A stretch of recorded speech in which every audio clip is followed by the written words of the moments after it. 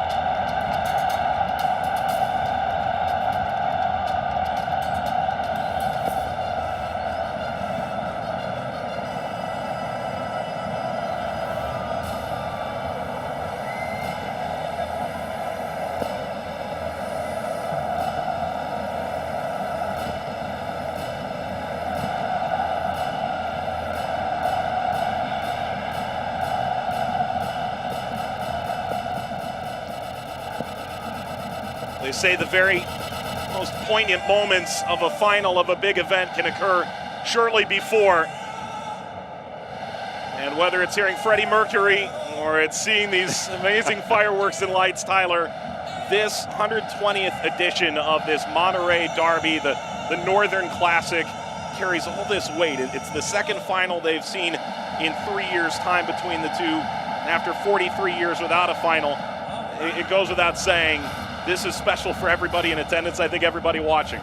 This is special for everybody, and Tom Marshall of ESPN came out with a great article, and Andre Pierre Gignac said it best. This isn't a Clásico. This is a Super Clásico. This is River Plate Boca Juniors. This is Galatasaray over in Turkey. This is the type of game, okay, where everybody in the city of Monterrey, you've heard it before and I'll say it again, nobody in Monterrey cares about two teams other than Monterrey and Tigres. Rayados and Tigres are what they live, breathe, eat, drink, sleep, dream of. And now they have an opportunity on an international stage in a final to go head-to-head for a spot in the FIFA Club World Cup. Take a look at Tigres, right? A side that has never won this trophy before, that has gone into the Steel Giant and taken a trophy from their hands. And a hashtag, champions in your own house, that basically went viral in Mexico for more or less 2 years. And then Monterrey on the other side, 3 times champions of this tournament. They've gotten the better of Tigres on a number of different occasions. This series is almost dead even.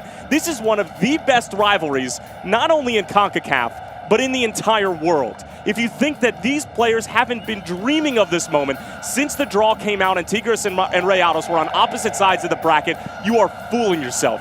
This is going to be an absolute, just unbelievably special night, and you saw that from the emotion, the raw emotion. When the 90 minutes were through back at Estadio Universitario last week, the energy decibels went up. Everybody was excited. Nahuel Guzman was telling everyone, keep going, keep this going all the way until next week.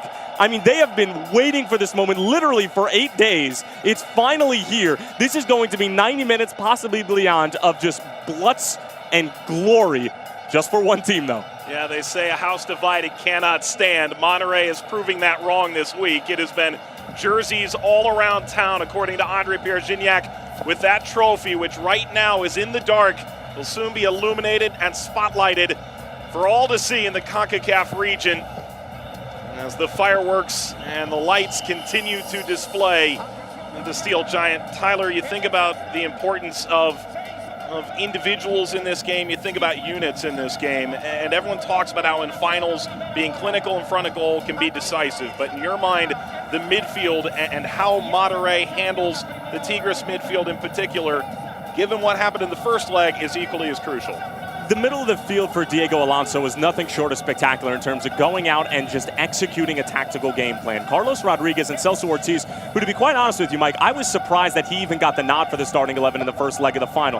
He's 30 years old, though. He's a veteran, and he knows exactly what Diego Alonso wants in the middle of the field. They condensed everything, and it's not only just the middle of the field in terms of the midfielders in general for Monterrey, but it's the middle of the field in terms of Nico Sanchez and Stefan Medina. And Medina had to step in for Cesar Montes, right, who, you know, he's going to be available off the bench tonight, but Medina, the Colombian, and Nico Sanchez, when Carlos Rodriguez and Celso Ortiz step up, they step up right with them and make it so unbelievably difficult for Guido Pizarro, for Rafael Carioca, and even when Eduardo Vargas comes back to get the ball, to turn to do anything. I mean, this Tigres team looked all out of sorts. Now let's go to the Tigres side of things. Guido Pizarro and Carioca have to find a way to connect the dots and move up the field. Everything was east, west, and south. You have to find a way to go north, or at the very least, go northeast or northwest, because everything that they did was either in a lateral or negative fashion. So the middle of the field for me, Mike, is going to be where this game is won and lost. And that might be obvious, and you might be sitting at home saying, well, that's the case for most games. But particularly at a game of this caliber, with this much emotion riding on it, I mean, you saw the entire 90 minutes was basically the first 10 minutes of any football game, where it was just nonstop, rapid motion. And make no mistake about it, Diego Alonso is not going to sit back and just hope that this one goal is going to get it done, because the chances are it's not going to get it done. So both of these teams, I think, are going to go after each other. It's a super classico. We're going to expect absolute fireworks while this light show's still going on right now. Well, the trophy has been carried off, and in about 2 hours, we're going to see who's carrying it around the stadium tonight. Tickets very highly valued for this match. It'll run you a lot of pesos to get inside the building tonight. There is not an empty seat in the joint, nor should there be. A match of this magnitude, and when you listen, whether it be Diego Alonso or Tuca Ferretti, the managers, the stars from both teams, Hugo Ayala, Andre Pierre-Gignac, they talk about this being the 2 best teams in CONCACAF, and it's one thing to battle that out over a 16-team tournament, but truth be told, they are both top 4 and already in the Liguilla in Liga MX, and of course they do all that while concurrently making this run. Both of them have a legitimate chance at a double, and equally so, you could say both could claim to be the best team in CONCACAF and the perfect representative for the Club World Cup. They are the perfect representative, both of them. I think both of them would represent CONCACAF in the utmost of terrific fashion. But at the end of the day, Mike, if Tigres falls short in this tournament and Tigres don't win the Clausura, is it a success? Can you look at this season and say, well, we did the best we could, but we fell short again? That's not good enough. It's not good enough for a club of this level, and especially with somebody like Andre Pierre-Gignac, who's proven to be the best goal scorer in this league since he's come in a few years ago. You have all of the pieces, you've spent all the money, so is Monterrey. to go ahead and get that final International Cup. And I would venture to say this. I think that this tournament, this final right here, right now, means more to them than winning the Liguilla. It just does. If you haven't done it before, and it's a trophy that continues to just skirt its way around you on a number of different occasions when you've gotten to the final, most recently against Pachuca in 2017, this is what matters to them right now. And you know what? Monterrey, all the credit in the world to them, but they have their work cut out for them and then some, because this Tigres team, given the fact that they just conceded one of the only goals they conceded at home against Monterrey and lost that leg, they've already done it here before. I just want it to start already. This is going to be phenomenal.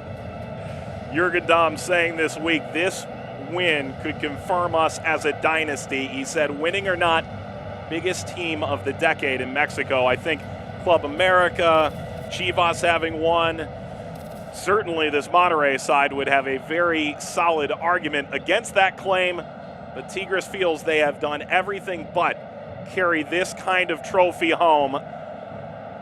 The Mexican team has won each and every edition of the Concacaf Champions League, and in this newest edition, it's been as difficult to win as ever. Gone the group stage, straight to the round of 16, and in total, it takes 8 games of your very best to take that trophy home. And if you think back to the very beginning of this tournament, Monterrey nearly didn't make it out of the first round. They didn't have a shot on target in the first game against Salvadoran side Alianza. They escaped with a 1-0, and what an incredible turn of fate that could be in history if they do get their 4th Champions League crown. I mean, isn't it amazing that we can sit here and be talking about a Monterrey side that has a 1-0 lead thanks to Nico Sanchez, who was a villain, the GOAT, everything all combined into one in that second leg against Alianza. And I woke up to your voice. I was falling asleep. I had a long day during that game, and I woke up to your voice because you're talking about how you need a psychology degree to figure out whether or not Nico Sanchez is going to go left, going to go right. But I mean, what a fixture we have in store. Monterrey have done all the dirty work to get here. Monterrey have just gotten better and better.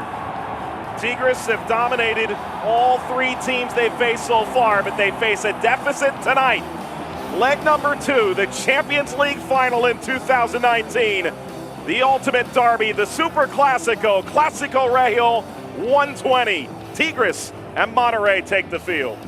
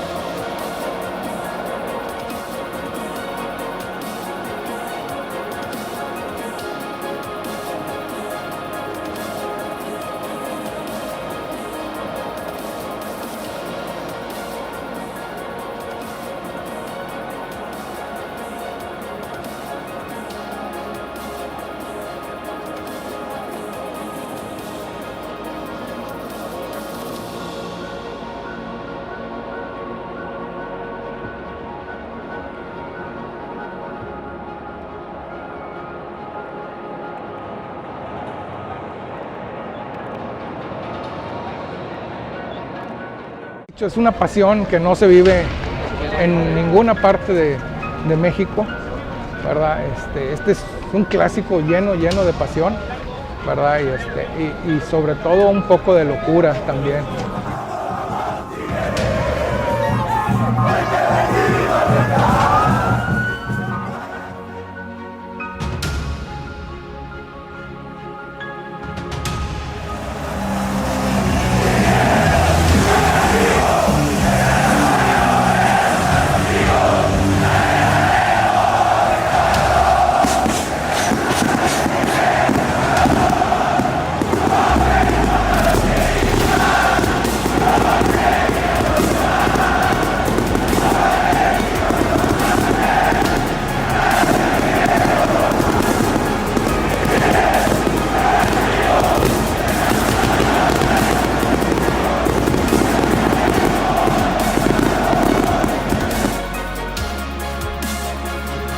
Pavón, another good delivery, and Sanchez!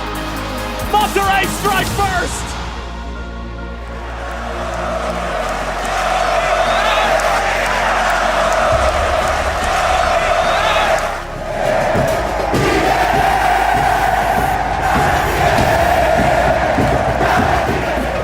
se pierda, es importante estar aquí presente para ellos.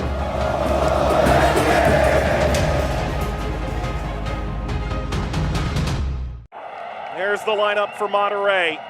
And for a team that won 1-0 last time out, last week, you don't need to make a lot of changes. No, you don't need to make any changes. And again, it's the center backs. It's Stefan Medina and Nico Sanchez who I'm going to be keeping an eye on because, again, it's not the normal center back pairing we're used to, but Medina, the Colombian, does an excellent job, and he was terrific. Clean sheet on the road at Estadio Universitario. Why change anything?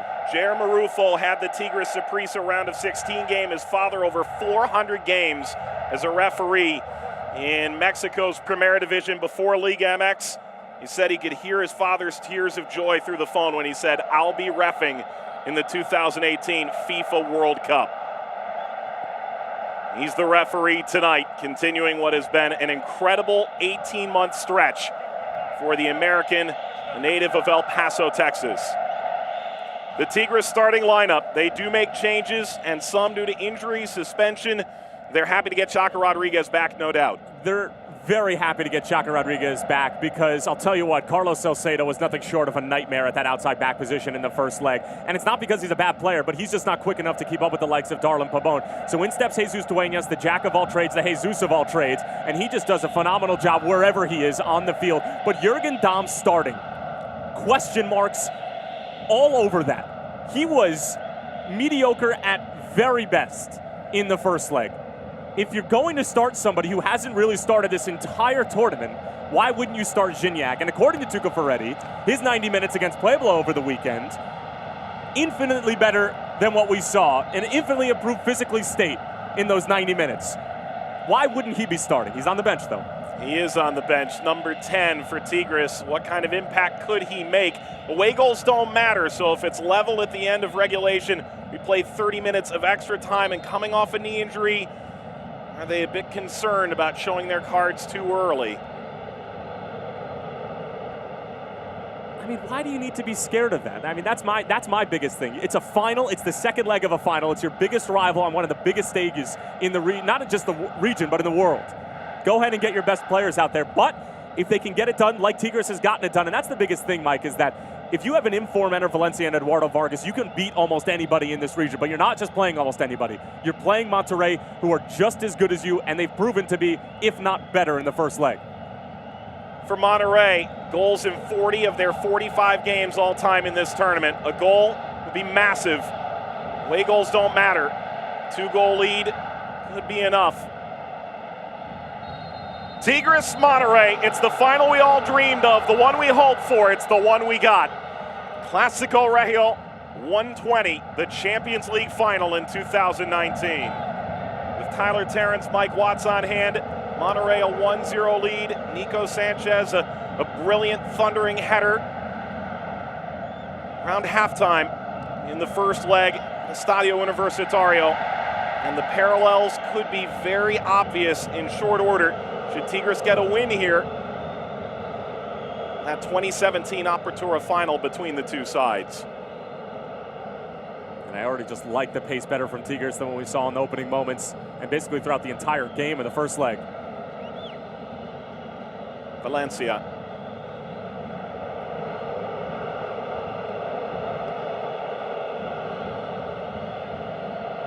Ayala. Rodriguez.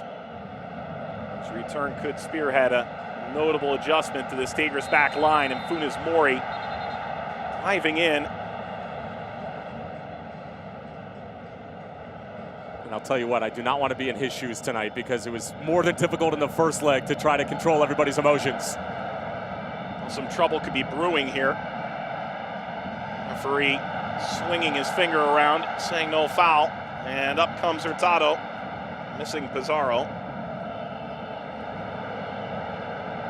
And Hurtado's one of those X factors for Diego Alonso and Monterrey. If he plays well and he's clean and efficient in the attacking third, then this Monterrey team is almost unstoppable.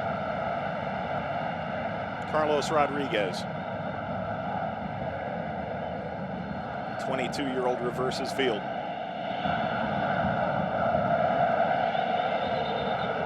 Sanchez from GOAT to a very different kind of GOAT in short order. Vargas is down.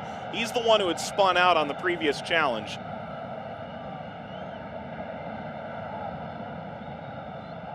Well, he's pointing to the holes in his socks that he garnered after that challenge. He's pointing to more than that, isn't he?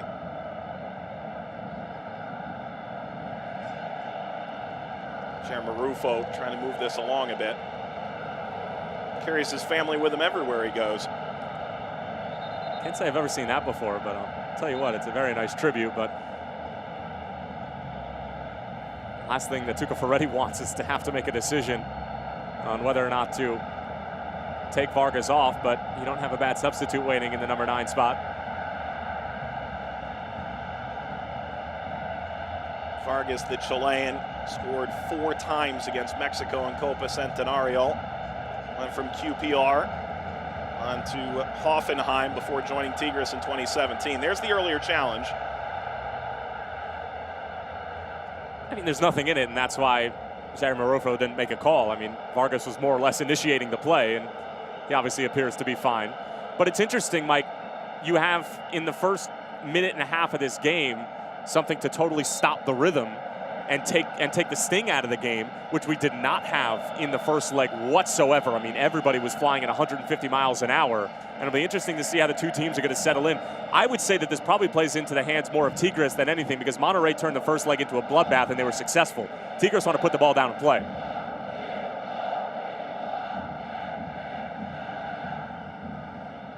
Medina knocked further by Funes Mori, and it's away from Pabon.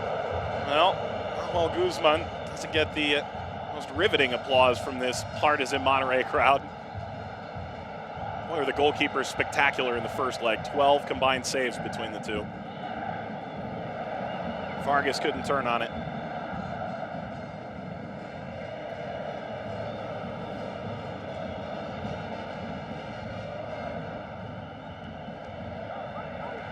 Turned over, Pizarro. Can't hang on. Quiñones. Recovered by Rodriguez. And here's Pizarro. What a star he was last year for Chivas. Best young player in the tournament, leading Guadalajara to a title. He's just a star in general. Yes. I mean, this guy is a general in the middle of the field, and it doesn't matter where he's playing, what position he's playing. He's best at number 10, but I mean, this guy pulls all of the strings, and he's just a flat-out winner wherever he goes. That's why he's already won this tournament before, and he's got Monterrey to another final.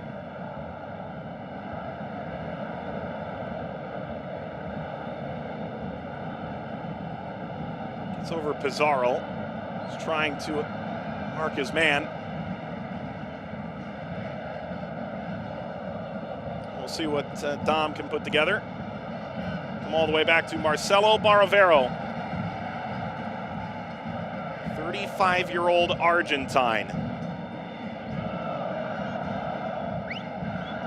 Over 100 appearances in international cup competitions with his clubs over the years. Both of these keepers are terrific, both very experienced. They command their area. They're confident coming off of their line, and well, you have to be this in order to be a good goalkeeper at this level. They're great shot stoppers as well. Pizarro chipping into space, leading ball. Tato won't get there. Pressure continues. Sanchez way upfield helped to turn it over, and now Tato goes to ground and Tigres carries the other way. And that's where Tigres need to be careful, because they've done it out on this right flank already, and that's the same flank that Monterrey gave them all sorts of problems. Is they have to be a lot more sure with the ball, especially when they have it, because if you're going to turn the ball over against this Monterrey team that have the likes of Pabon and Funes Mori waiting on the other end, it's going to be a long night.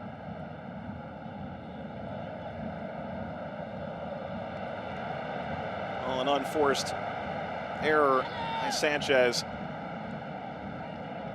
Monterrey 17 unbeaten in decisive games at home in the Champions League. And it's been a very impressive start for Diego Alonso in his time at Monterrey, having come over from Pachuca, led them to a title against this Tigres side 2 years ago.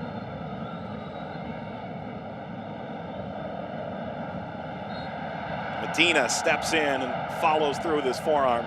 And that's exactly what I was referring to at the top of the show, Mike, is that Medina coming from the center back position at midfield, making sure that a central midfielder can't turn.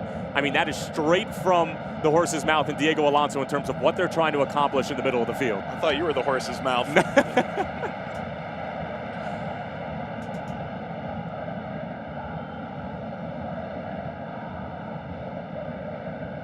For a team that likes to possess the ball so much, the more physical it gets, you imagine that it is Monterrey's game plan.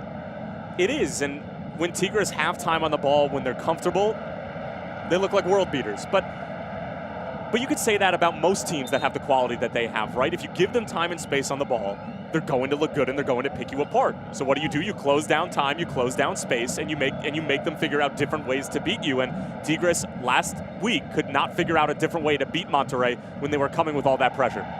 Salcedo bodying up Pizarro. All turned over, that's terrible. Hurtado chipping across. Funes Mori laying that off. Maybe should have had a go. Gallardo was there. If they've been let off the hook, they have. Celso Ortiz off target. That's poor on both ends. That's a poor giveaway. And then the decision from Funes Mori, I will never understand this. You're up there to score goals. Take a touch and hit it. It's the opening 10 minutes of the game. Put one on frame, make Guzman make a save. You're 12 yards out. I mean, the space was already closed down by the time that the ball got to Funes Mori. He just needs to let that one rip.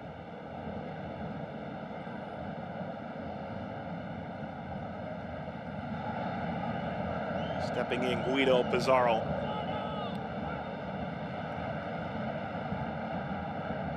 Didn't reach Valencia.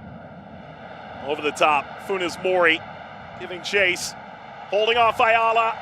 Funes Mori, if he can turn around, he had Pizarro instead, fighting away Salcedo.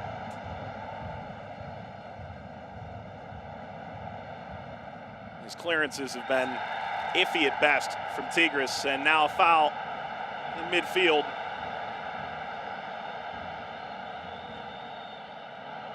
And the physical play continues, Mike, but I mean, you mentioned it, the turnovers in the middle of the field, and it's Carioca and Guido Pizarro specifically who are making these turnovers, and these are supposed to be your sure things in the middle of the field. 28, 29 years old. You've been here, you've done that, except win this tournament. But to give the ball away like that when you don't have anybody pressuring you, you have options available, much more simple options than you're trying to accomplish.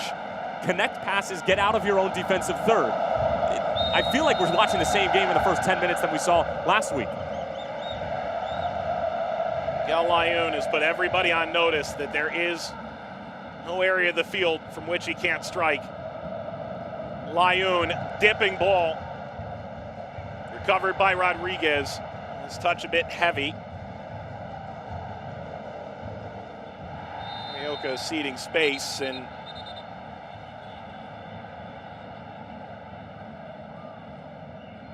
the foul. That's a high boot. Yep. That's a bit naughty. That's exactly what this first leg was all about as well. I mean, every single 50-50 ball is life and death.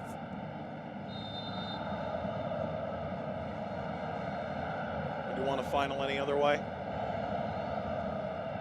I mean, theoretically, that's how every game should be played, but you wouldn't have many players standing by the end of the season. Choose your battles. Dueña is sending it upfield.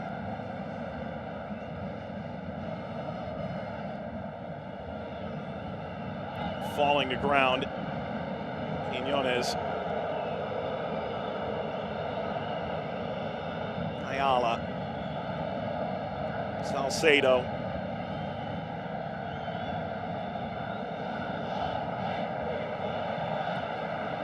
Well, here's the speed. This is the very best of Jürgen Damm. Damm did get the cross away, and he was hampered while he did it. Recovered by Barovero. It's a good early sign from Jürgen Damm. It's no secret that he's one of the fastest players in the world, but the part that's been concerning for everyone is the final piece, and that's the delivery.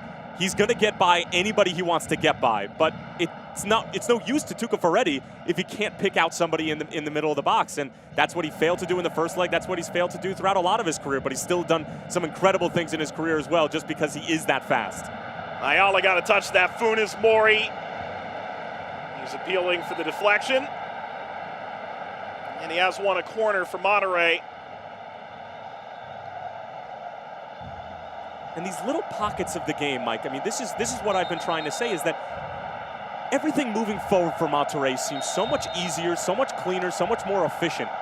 When Tigres are trying to move forward, everything looks painful, and it looks like it's so much more work for Tigres to get into Monterrey's defensive third than vice versa.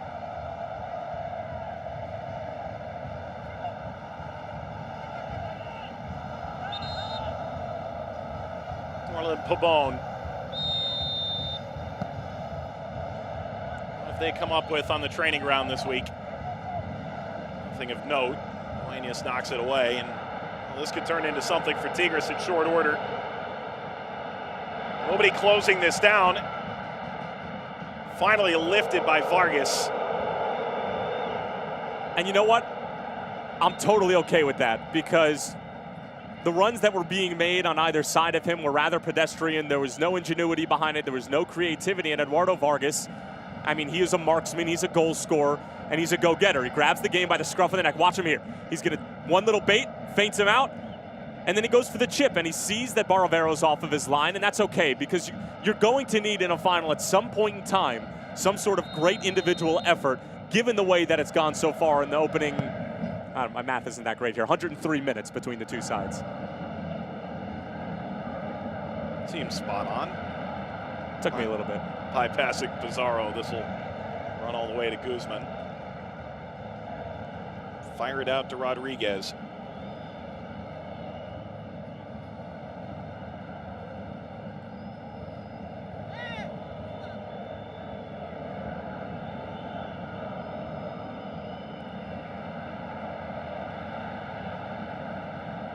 There's room to work with. Tato.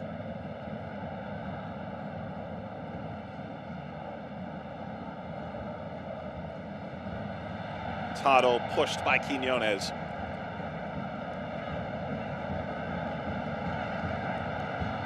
It's a calm and settled Monterrey side at the moment. Funes Mori dropped in, and Pabon forgot something. He checked underneath his boot like he left a couple of studs in the locker. It's a rare miscue from a man who has been nothing short of spectacular throughout this entire tournament, throughout his entire career. I mean, he was beyond sharp in the first leg, and I was shocked he didn't get a goal. Guzman made a couple of very, very good saves, but I mean, he's been excellent. And if you listen to the Mexican press, you'd think Orlin Pabon was on the way out with Diego Alonso after what was apparently a loud altercation, verbally conceding 5 times between their 5-goal outbursts against Sporting Kansas City, against Toluca. Clearly all's forgiven. The captain's armband tonight, and Vargas has drawn the ire of the referee again. Yeah, Vargas just realizes he's not going to get the ball, and to be completely honest, it's a bit soft going down from Ortiz, but he senses Vargas is behind him, and easy decision for the referee.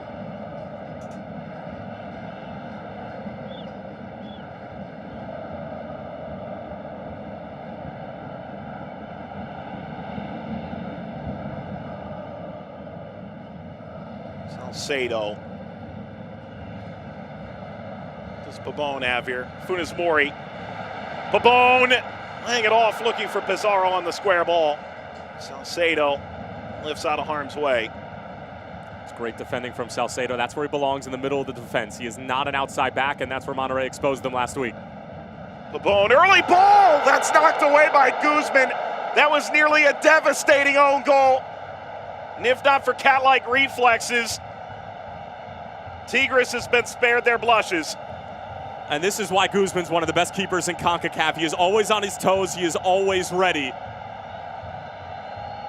This is an unbelievable save. It won't go down as a save, but this, I mean, the fact that he was even ready to make that is incredible. Pabon, Sanchez and Funes Mori both into the air. Pizarro among those hoping to get that away in the 17th minute.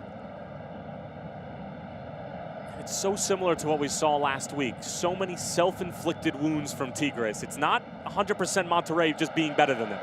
Pizarro cutting that back. Attempt to recover that. Ultimately put out by Ayala.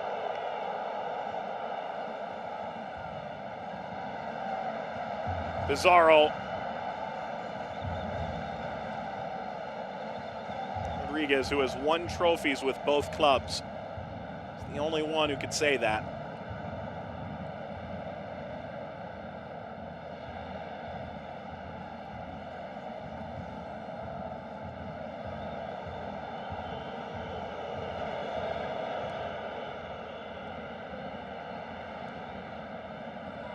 Quiñones looking for Dom. Vargas pushing in.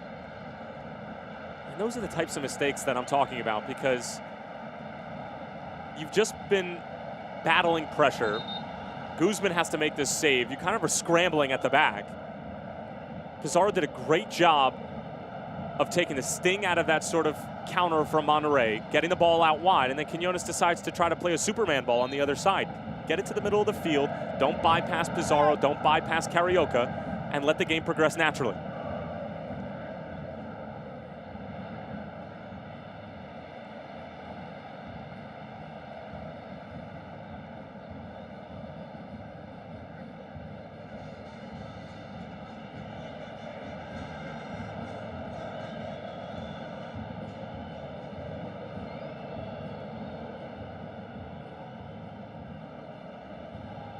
Tigres trying to finally remove the thorn from their side. 3 Champions League finals in 4 years now. Trying to avoid the infamy of having lost all 3. Trail a goal to 0 in the aggregate.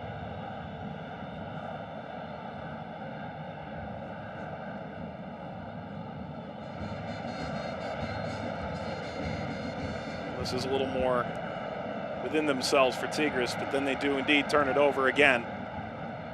They left themselves exposed. Funes Mori.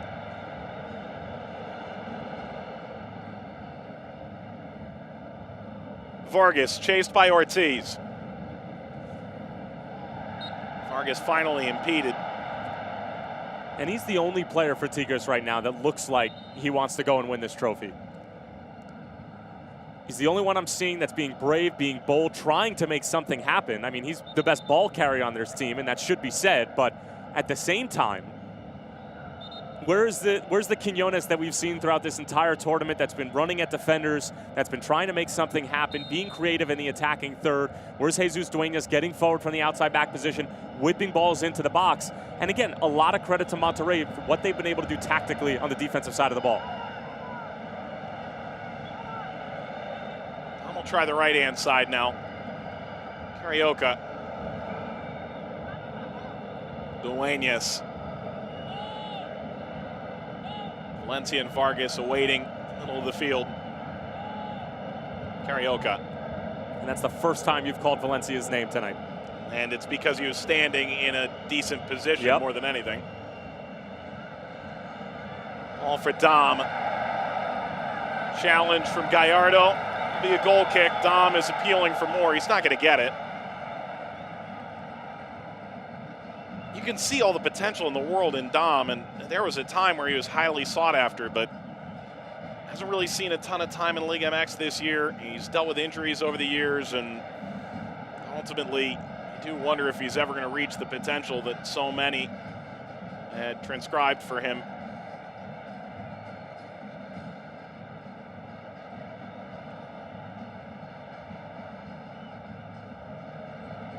That's a good turn by Quiñones.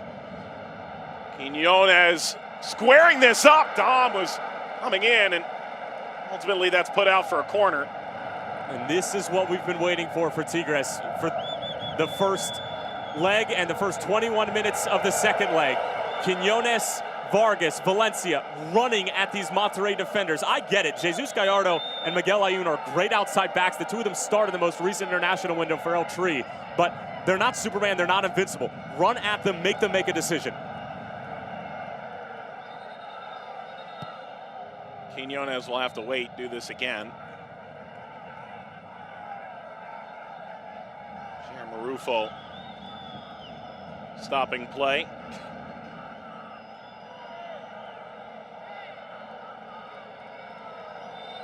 Vargas will trade places. The signal has changed. Now Quiñones. That's back set. Uh-oh, trouble. Ultimately recovered by Barovero. Fire that forward with two hands. Monterrey could have a numerical advantage here. Coming in, Pizarro to break play up. If it were a bit more clinical, perhaps Carlos Rodriguez was through. It's well done from Guzman.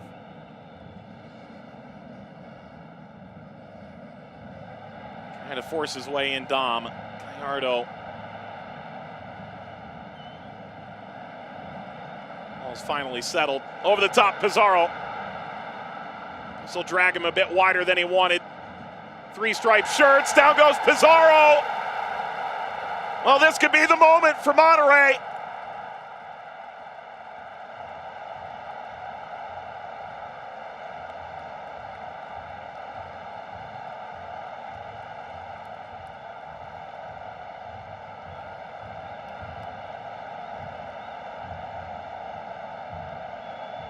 How deceptive is Pizarro? And this has to be on the scouting report. These teams have played each other enough. Pizarro has been around Liga MX. If you're Chaca Rodriguez,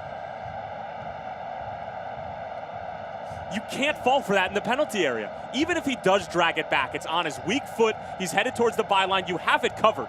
There's no reason to go dive in and win the ball there. Go deny the service, lick your wounds, and try to defend a corner. But again, it's Pizarro we talked about. He's a star. It doesn't matter where he plays on the field, whatever team he's playing for. This guy finds a way to get it done. He's clever. He's calm on the ball no matter where he is on the field. And Monterrey deserved this opportunity to take the 1-0 lead. I don't know if it should be from the penalty spot. It definitely was a foul, but they deserve the lead at this point in the game. What a story this could be. The 5th penalty Sanchez has taken in this tournament. He has taken more penalties in this tournament than anybody this year. He has scored 3. It's been his last 3. He missed one in the second leg of the opening round, the round of 16 against Alianza. It looked like that could ultimately end in penalties, but a late chance on a controversial call sent Monterrey through. Now a chance to take a 2-goal lead. He went left twice in that Alianza game. He's also gone right before in this tournament. Sanchez and Guzman, what a moment this could be for Monterrey. Sanchez, right down the middle. 2-goal lead for Monterrey.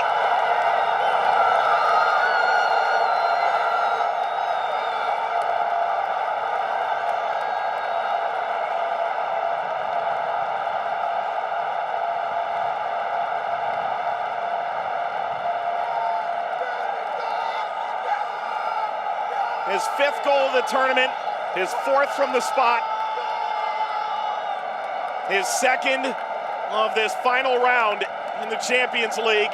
Now there being a header in the first leg at Estadio Universitario.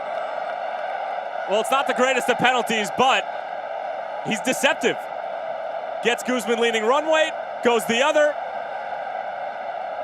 Simple as you would like. And he caught a lot of flack after the 0-0 draw against Alianza because he is one of the leaders on this team. And he said, anybody who expects us to win every single game, every time we step out on the field is kidding themselves and has never really watched this game before. And since then, since that draw against Alianza, his focus in particular and his ability not only to defend and keep clean sheets, but to go ahead and score goals. This is a guy who has 16 goals across all competitions. Your center back has 16 goals across all competitions. It's unfathomable. The flag is down. Funes Mori, the cutback, can he finish? No, Guzman off his line. Closed it down. Monterrey nearly tried to put a nail in Tigres' coffin the opening half an hour. That's right, fan yourself off.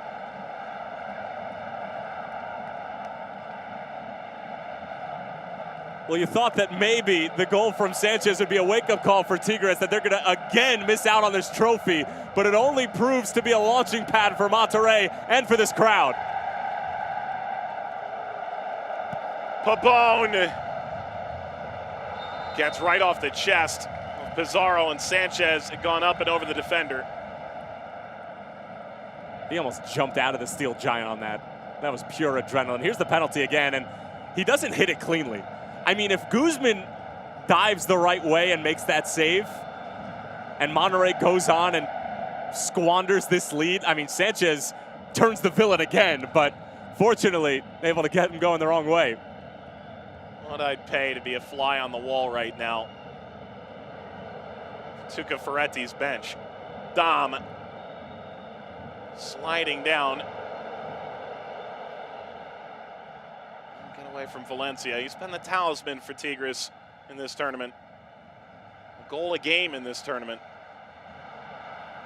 Comes Hurtado. Tigres haven't been tidy back here. Swallowed up by Guzman.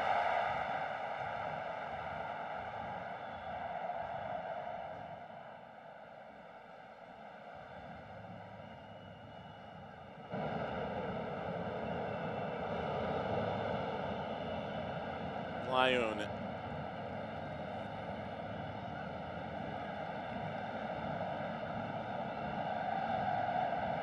It's the guillotine over Tigres, isn't it? This lack of an international trophy. They've talked about bringing that star to their crest, and a team with a lot of really impressive history over the years, and it's just the brass ring that's eluded them.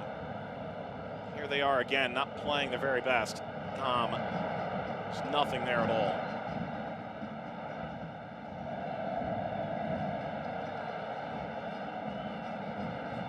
Well done from Carioca. And again, it's just everything for Monterrey seems effortless. Everything for Tigres seems like a struggle. You have to find a way to continue to get Eduardo Vargas in 1v1 situations, and you also have to find a way for Enner Valencia to get a touch on the ball. I mean, this is the guy who's leading the Golden Boot race, although being tracked down quickly by Nico Sanchez as we speak. He's got to find a way. If you're not going to start Gignac and you're going to have Valencia and Eduardo Vargas up there, he's got to get touches on the ball. Dipping ball over the back line, steered aside. Funes Mori into the middle, headed down and wide by Salcedo. Oh, it's going to take something for Tigres to get over the hump and back into this final, and perhaps that set piece could have been the trigger.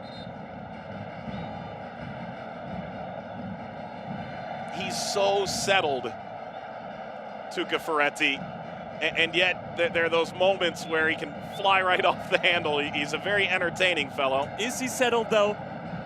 It's a lot of smoke and mirrors with Tuca. I really don't know if he's settled. He might lead you to believe that, but I think there's a lot more going on than meets the eye. Guzman heaves his penalty area.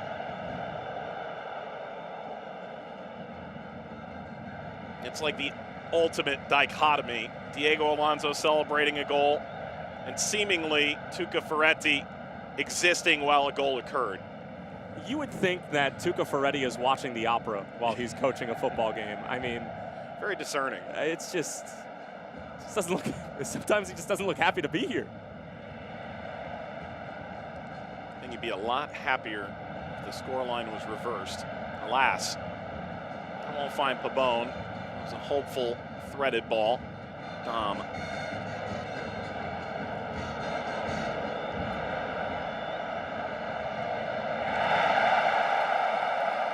Burning the candle at both ends. We'll get out to touch. The good news for Tigres is that away goals don't come into play. And it's only 2. If you get a goal before halftime, I mean, this second half is going to be more than bumpy.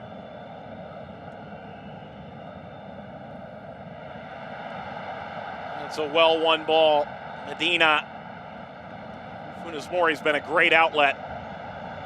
Funes Mori sliding that. Perhaps he was going for the near post. Perhaps he didn't hit it right. Well, he didn't hit it right because he took up about a third of the field. You're the steel giant. We saw Jürgen Damm earlier sprinting and the field just coming apart behind him. The groundskeepers are going to have some kind of job this coming week. The ball hasn't been moving as quickly and as smoothly as I would expect it to be at this type of a stadium for this type of moment. Again, you know, this is at the end of the 2018-19 campaign for this team, and this field has seen some better days, but there's been a couple of moments where it has been a bit choppy, but for the most part, it has been smooth sailing. I'd imagine instead of trying to water the field, Monterrey would much rather throw sand down in the hours leading up to this game. It almost looks like they did. Monterrey 1, Tigres 0 in the second leg of the 2019 Scotiabank Concacaf Champions League final. It's 2-0 in the aggregate. This is the final hurdle en route to the Club World Cup.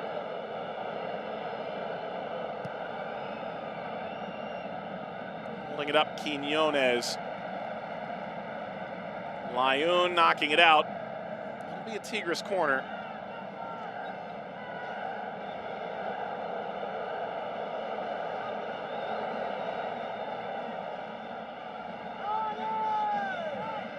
Salcedo almost scored from the last one. Bound out toward Vargas. Vargas keeping this. Salcedo. Salcedo's got company. Now he'll let it rip. Well, the goal scorers are all saying I was available. They were saying that they're available, and I understand that you don't want your center back to be taking that shot in that moment, but if you give the ball to Quiñones, if you give the ball to Damm there with their backs to goal, defenders right on their rear end, like, nothing good is going to happen out of that. The ball needs to go on frame. It needs to go on frame, but the shot needs to be taken.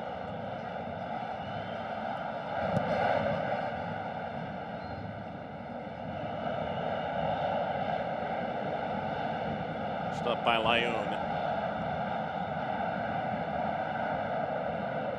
Pabon, Pizarro, Funes Mori, he acted that out himself. It's a 3-act play. It's with the referee leaving play on. Gallardo. It's got to be better for Vargas there. And the foul by Damm.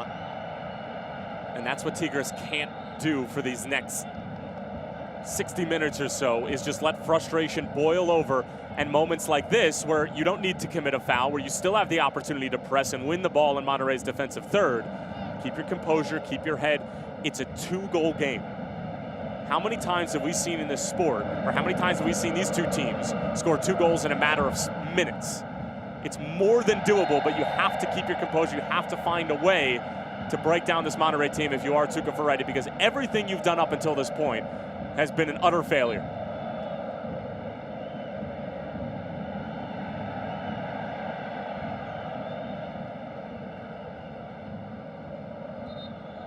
Blasted by Ayala.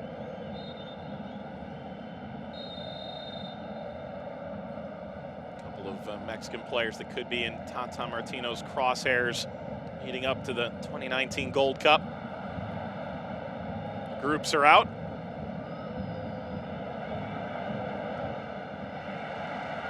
Mexico trying to reclaim the crown they had 4 years ago. United States winners in 2017. They'll be back in the final. Hot take. Is it now?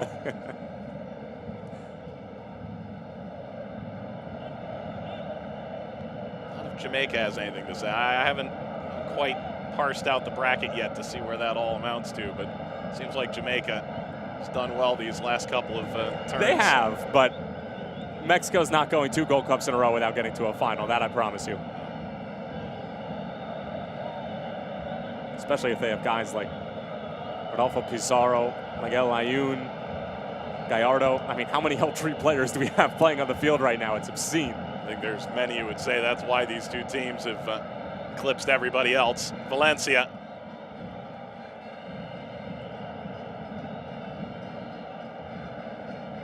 Yet they're both looking up at Leon in the Ligue MX standings. What an incredible winning streak they had to pilot their way to the top. And I haven't had the opportunity to watch them as much because you know, Monterrey and Tigres have stolen the show from the Liga MX side of things. And I asked some people, I said, are they really that good? And they just said they are on just an incredible run of form right now. And they very well could be here at this point next year.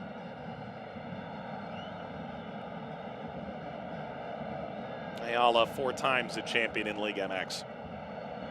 Vargas. Rodriguez. Chaka tucks inside, leaving Dom to his devices. Dom circling in. It's off of Carlos Rodriguez.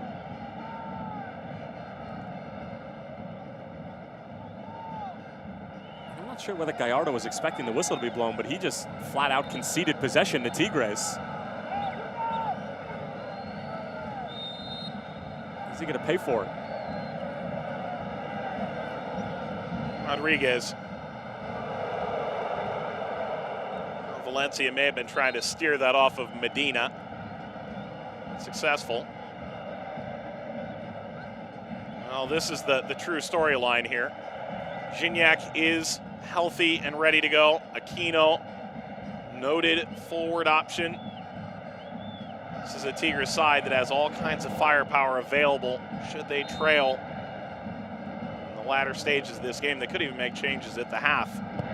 I'd be shocked if they don't bring on Gignac at the half and the scoreline is still 2-0 on the aggregate. Shocked. Because he's just a guy who needs as many chances as possible. And the simple theory here is get him on the field as quickly as possible so he can have as many chances as possible. It's a great challenge from Vargas. But you can't be happy that Vargas is more than half a field away from the goal mouth. You have to do what you have to do, but that's not a telling sign that Tigres is implementing what they want. It's not a telling sign, but in games in this tournament specifically, because where Gignac has not been playing and he's forced to come all the way back, he's done it and he's done it very well. Quiñones, this is a long run. Pizarro has stymied that run, taking the ball right away. I just love the way he plays. Always has his head up, always looking to make something happen, and if there's nothing to be done, quick outlet, moves up the field, and puts himself in a position to move further up. Reported transfer fee of $15 million. That's cheap.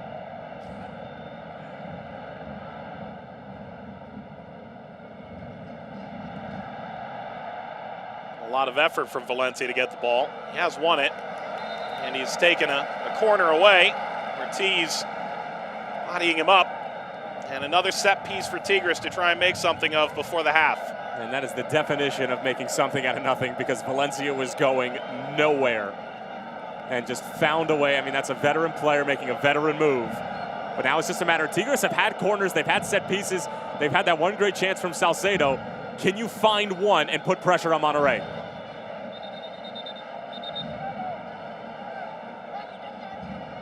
Quiñones, the Colombian, trying to clear the approach to the ball. Quiñones. A second bite at the apple.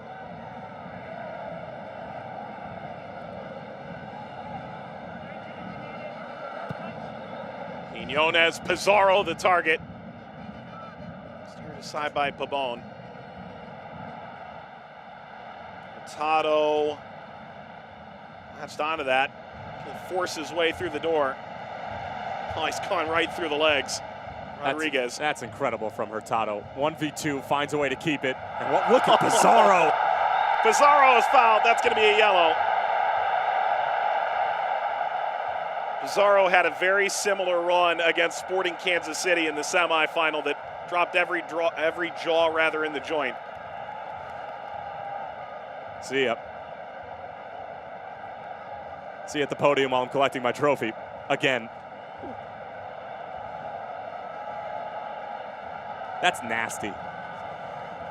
1v2 again. And that should say, that's a microcosm of what's been going on. Tigres have numerical advantages, but Monterrey are literally willing themselves into winning positions. Carioca picks up the yellow card. It's going to be academic unless he does get sent off. Accumulation is the fool's errand to tabulate now.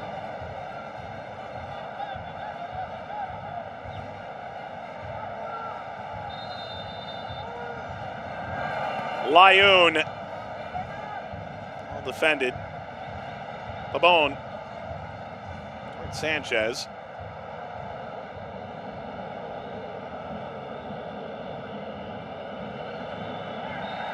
That should be a card. And it is. Lyon, well aware.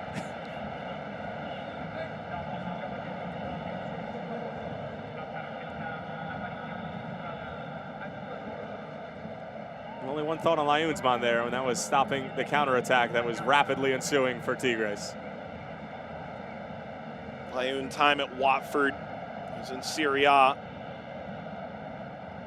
Ultimately went through Porto and Sevilla and Villarreal after a stint in Club America before arriving this year. Lyon, a veteran of multiple World Cups.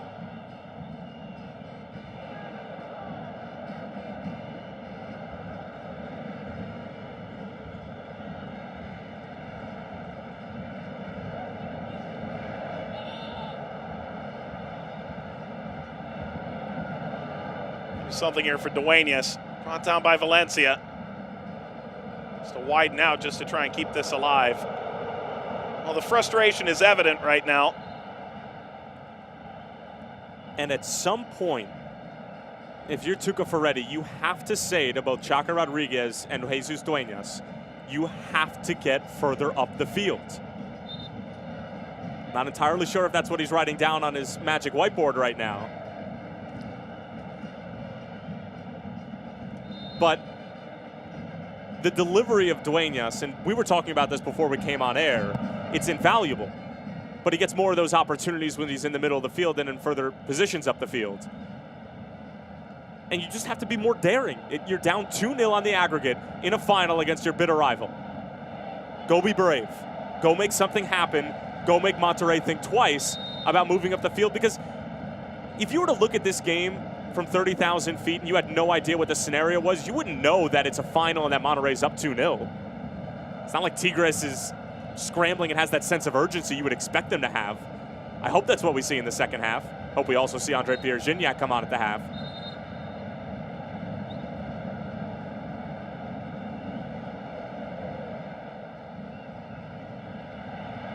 Taken away by Hurtado. Great strength from Funes Mori. Hurtado drawing the defenders. If he had gotten that through, Funes Mori was alone. Pizarro. We're into first half stoppage time. Pizarro, again, trying to work with a bit of flash. Only 1 minute at a time.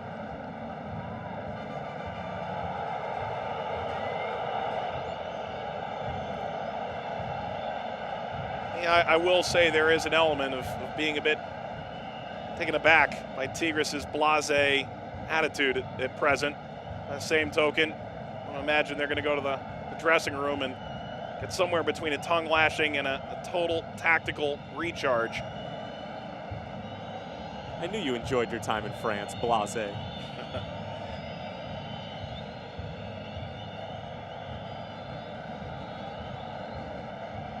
I went to go experience the land of the Gignac. Oh, this is potentially significant. A yellow card literally in the last seconds at the end of the first half. Who knows whether or not that'll come back to bite him. It's silly. You have 1 foot in the dressing room.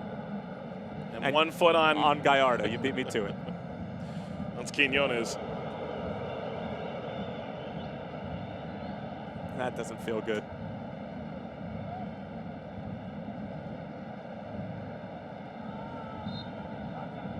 Well, it should take us to the half. Monterrey's lead is double. 2-goal aggregate advantage. And the shooting offensive star we all expected, Nico Sanchez, has both goals in this final. And Monterrey, Tyler, are in fine position to carry their 4th Champions League crown out of the stadium tonight. And look at the difference between the two sides right now. Monterrey comes together as a team. High fives for everybody, really positive. And yeah, it should be positive. They're up 2-0 on the aggregate in a final. Tigres, it's individual. They're barking at the referees. Heads down, sulking. Body language is bad heading into the locker room. You could just tell that this Monterrey side that has done this 3 times before, they look like a side that's going to go ahead and win it right now. Well, Tigres wants a dynastic end.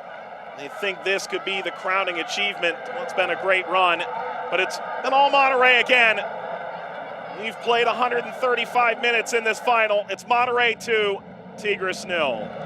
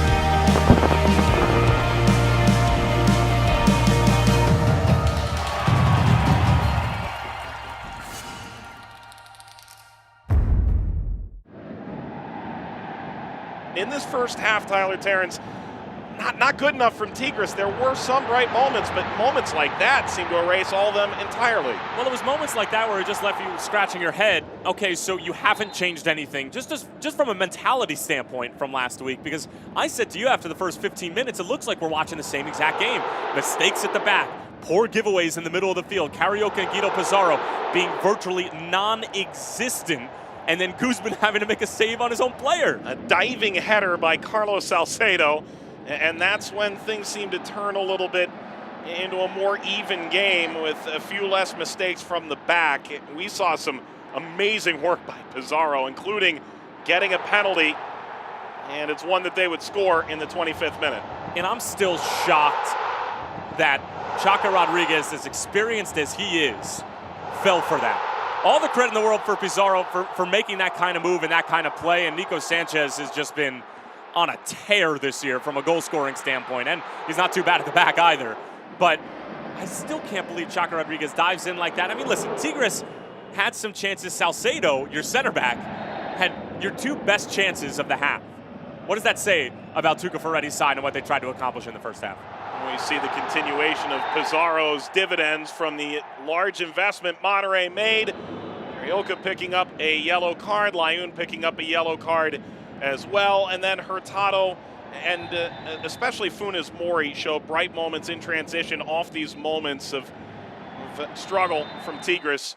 As at halftime, 1-0 to Monterrey and 2-0 to Monterrey in the aggregate through 135 minutes with 45 to go. We take a look at the halftime stats, Tyler, and what do you make out of what we see through 45 minutes? Obviously, Tigres' possession looks good, but what does it really mean, for one? The possession means nothing. It's not purposeful. What are you doing with that possession? You haven't challenged Barovero once. I mean, Guzman's had to make 1 save, but again, as we talked about, everything looks so simple for Monterrey moving forward, even though that they're losing the possession battle, not by much.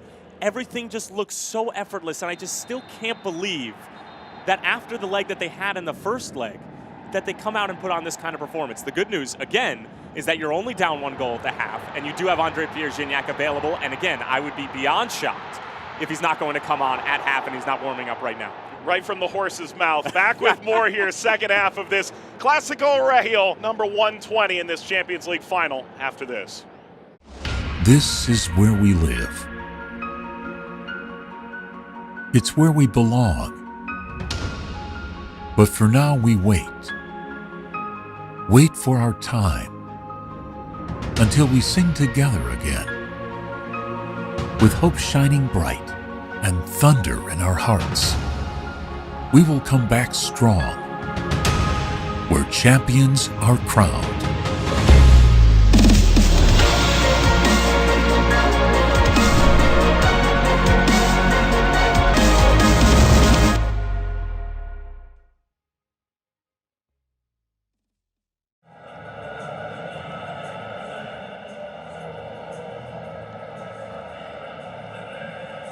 What did Tuca Ferretti have in mind at halftime?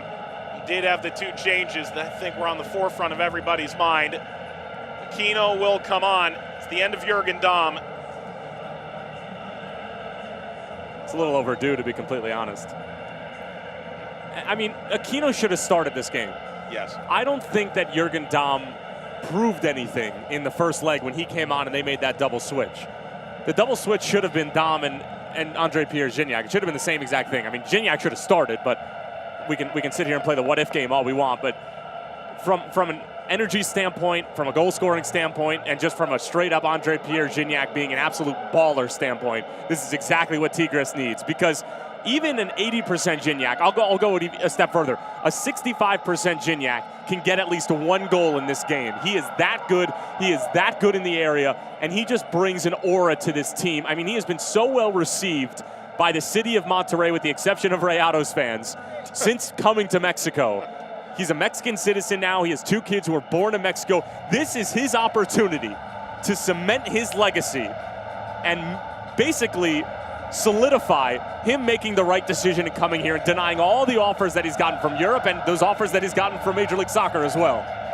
Roman Alessandrini was trying to get him to come to LA Galaxy to play with Zlatan. He called that a beautiful partnership in mind. Not one in reality. Can you imagine the Batman and the Lion? Gignac's at the bottom of your screen there. He has scored 6 goals in 14 appearances against Monterrey all time. You have a couple of daggers in mind here. Substitutions being announced. And the voting public in this stadium have made it quite clear that they weren't looking to see Andre Pierre Gignac at this moment. On to the second half. 45 minutes separate Monterrey from a return to glory. A 4th Champions League title for Tigres. Is it yet another disappointing letdown after climbing all the hurdles, ultimately falling short in the final for a 3rd time in 4 years? Away goals are irrelevant. So should Tigres score twice, it would lead to extra time at a 2-1 scoreline. Aquino, as mentioned, comes on, placing Damm.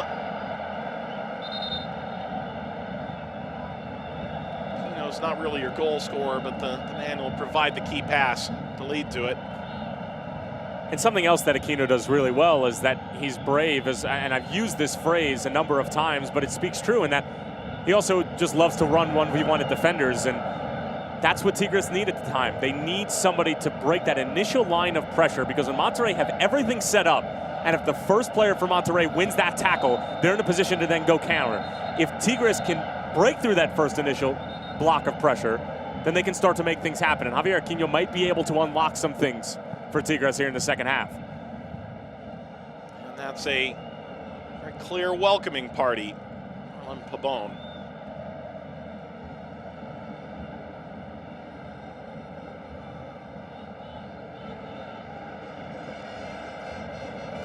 Stadium that opened in 2015. It's has to be the biggest game they've hosted. Alongside that 2017 Apertura final, it was 1-1 after the first leg at Estadio Universitario, but Tigres came and took the trophy away. A 2-1 win. Funes Mori slides down, play on. Guzman comes off his line to start play up again. And I don't agree with the move of Vargas being sacrificed for Gignac. I think it should have been Valencia. Well, Gignac is fouled. And a yellow card shown.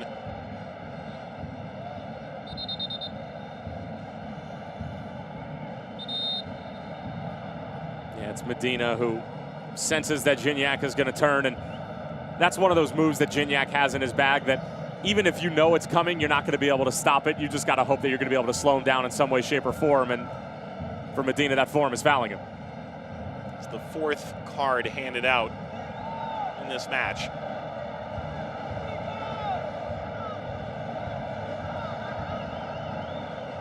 Barovero made 7 saves in the opening leg of this final. Will he be finally called upon for the first time in this second leg? Carioca, maybe a chance to recycle this. Duenas the backstop, Rodriguez. Duenas is fouled. If you're Monterrey, you're just going to try and gum up the works in this second half.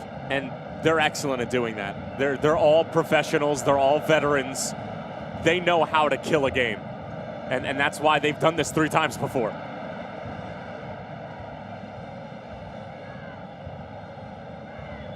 Carioca. Rodriguez leading Quinones.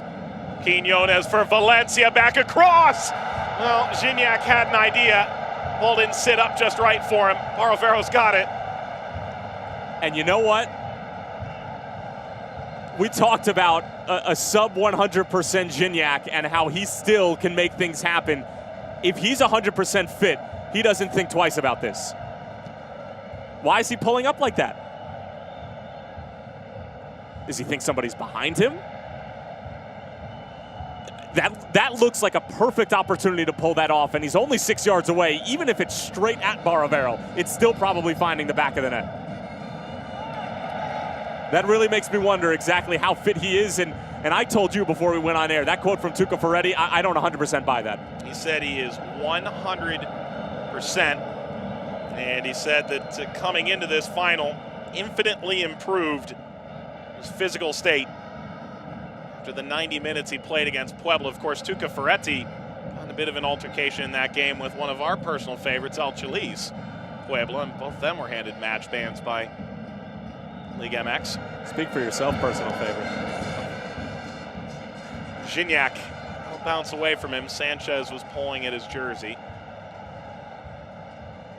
You have to start thinking about Sanchez in the light of potential golden ball performance in this tournament.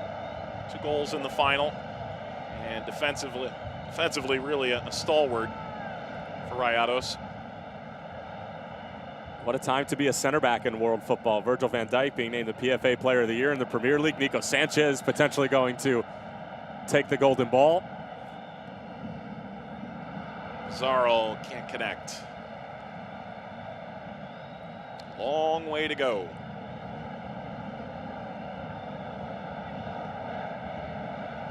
Well, it's going to feel like an eternity of 40 minutes for the Rayados fans and the Tigres fans. Every time they look up at the clock, they're going to feel like 10 minutes has gone by.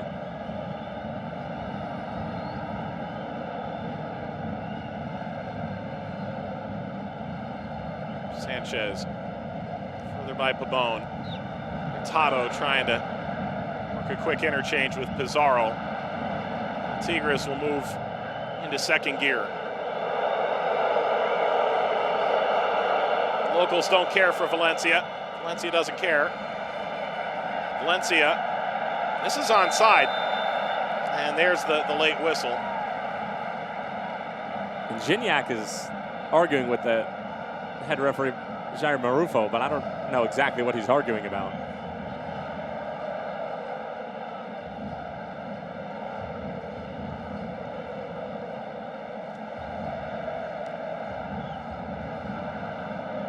Gignac didn't hit the ball. That would be the argument. Yeah.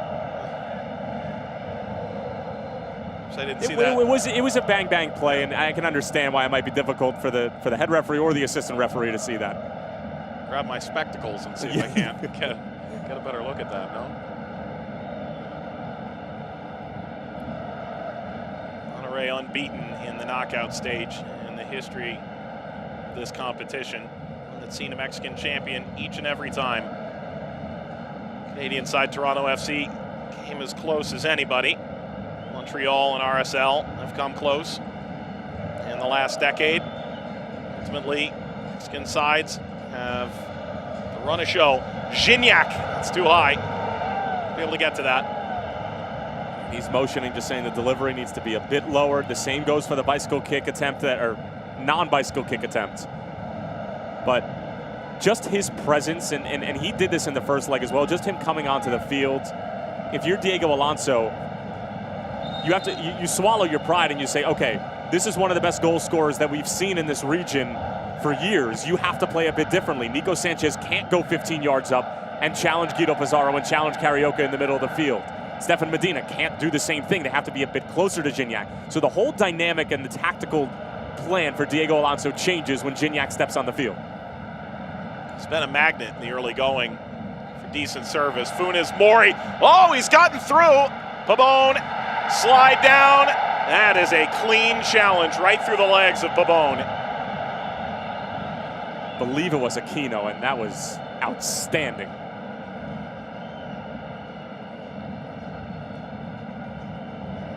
It would take a titanic effort here from Tigres, and moments like that could prove vital because that looked like it could get out of hand pretty quick. Perfect. Absolutely perfect. I mean, of course the Rayados fans are going to be up in arms because it looks bad and Pabon sells it, but if you're Javier Aquino, you didn't have much of a choice because he's about to let that loose. I mean, he times it to perfection.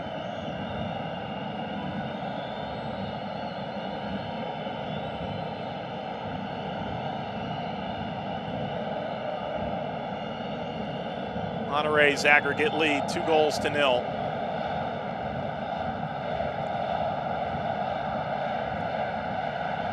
All kinds of duress. Quiñones.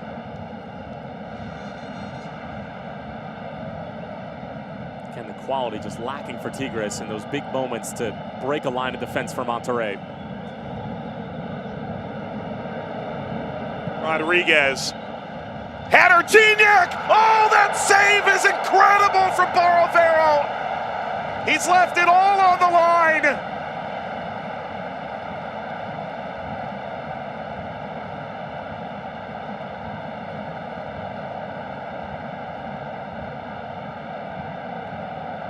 He stretched himself so far that I think he's going to be feeling this for quite some time.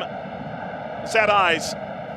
The power that Gignac generates off this header is spectacular. The only thing more spectacular is the save from Barovero. He sets himself, he still is able to make the save. Oh, wow.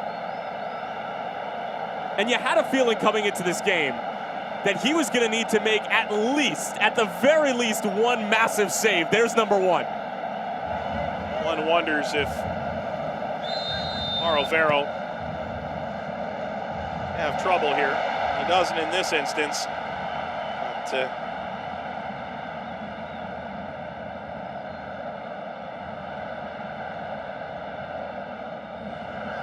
is he compromised moving forward?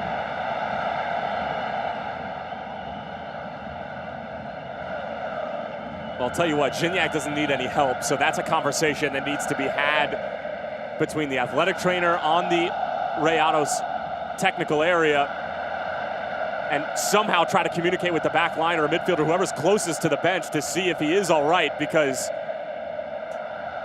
you can't take anything for granted in this type of situation with this massive of a trophy on the line. If he is hurt,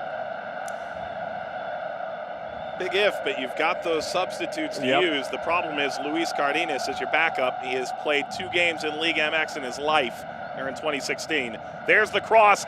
Ball knocked loose. Barovero was fouled. He is taking a beating right now. Monterrey players are in the face of the referee. An effort to try and protect their goalkeeper. It's Valencia who went into him. and it's brave from Valencia. It's even more brave from Barovero.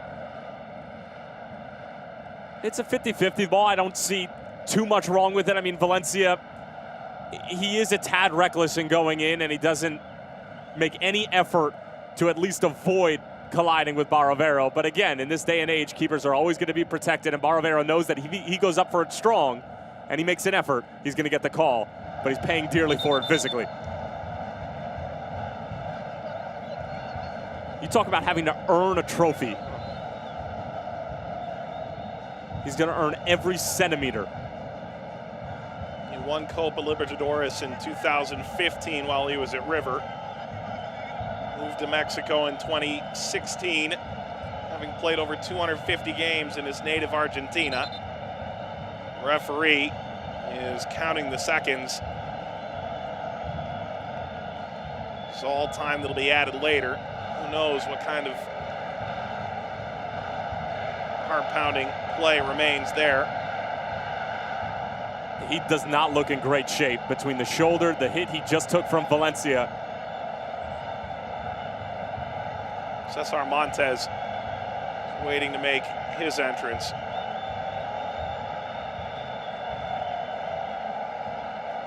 That would be a third center back. It would be, but I wouldn't be surprised if he comes on and replaces Medina, just because Medina doesn't necessarily have the physical attributes that Montes does.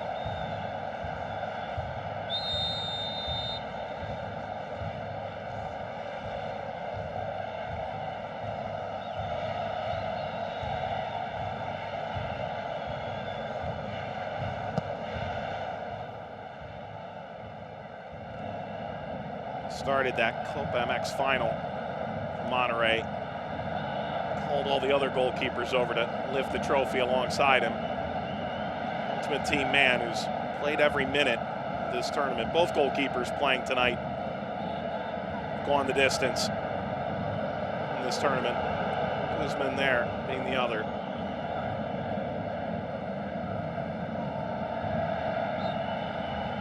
And that's the right call. Giniac's going to be upset, but he never made an attempt for the ball there. And now that we've reached the hour mark. Well, here we go. Giniac going at it. Pizarro. Now Pabon's in the middle of it. And this is beginning to look the part of the nasty rivalry that has existed between these two sides just 8 miles apart, their home venues. And you see the respect between the two players, arguably two of the best players for their sides in Pabon and André-Pierre Gignac. Again, Gignac doesn't really make an attempt for the ball here. He comes right up the backside. And whatever ensues afterwards is amongst players who weren't even involved in the play. I'm a bit surprised in this move and bringing off. I'm not surprised in the fact that they're going to bring off Hurtado, but why not bring somebody a bit more like on? It'll be interesting to see how Diego Alonso is going to play this tactically.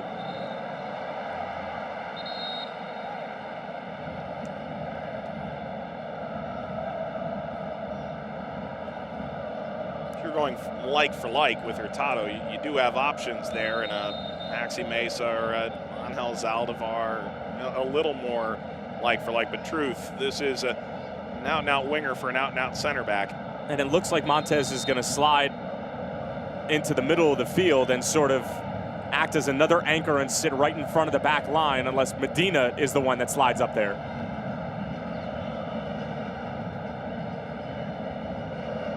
One would imagine this was all part of the team talk at the half. The 2-0 aggregate remains. 25th minute goal, Nico Sanchez scored in the 43rd minute in the opening leg. It's 2 goals the difference. And then Pizarro gets rocked. It's a gifable reaction. Gifable. Did you come up with that? You're spot on. It 100% is gifable. Technical slang, but it's not gifable.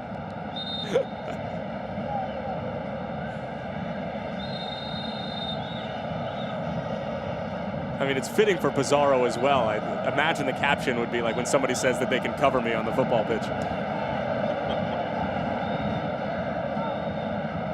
Get a second chance at this. Ball whipped in. Oh, did that get across the line? Guzman didn't let that over. Oh, Layun put a lot of pace on that, and oh, that didn't miss by much. I'm going to use one of your words. That is way too blasé from Guzman, not for the first time tonight. I mean, that is nearly a howler of epic proportion.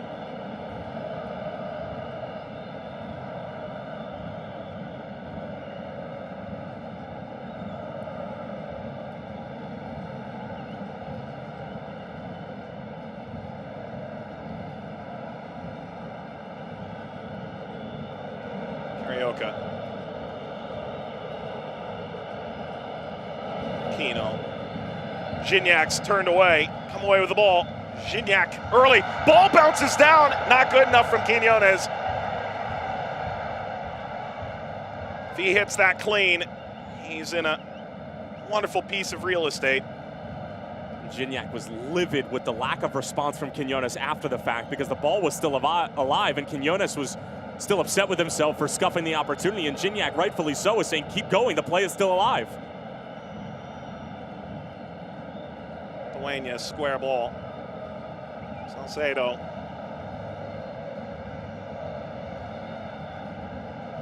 Tigres have called this a priority for the institution.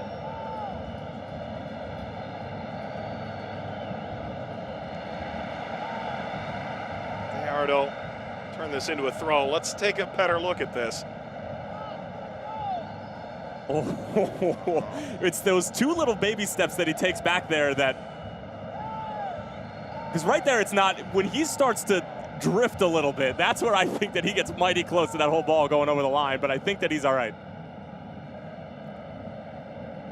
I don't know that you need VAR so much as the Wimbledon ball in, ball out look. Medina knocks this away. Get the slow clap going beforehand.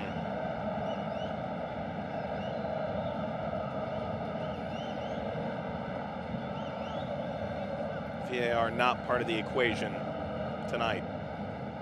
Long throw over Pizarro. Salcedo. Carioca. Ayala.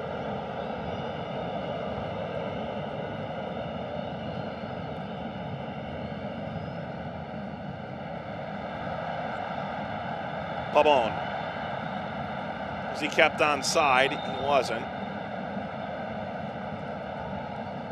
And what they've done with Montez is just, they've just planted him in the middle of that back line, and they've just gone straight up 5 at the back.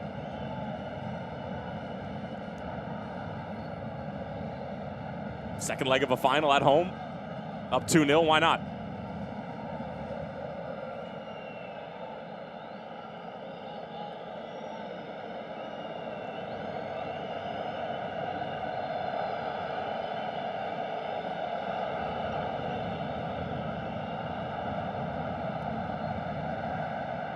Possession lost by Aquino, and what's worse, commits a foul.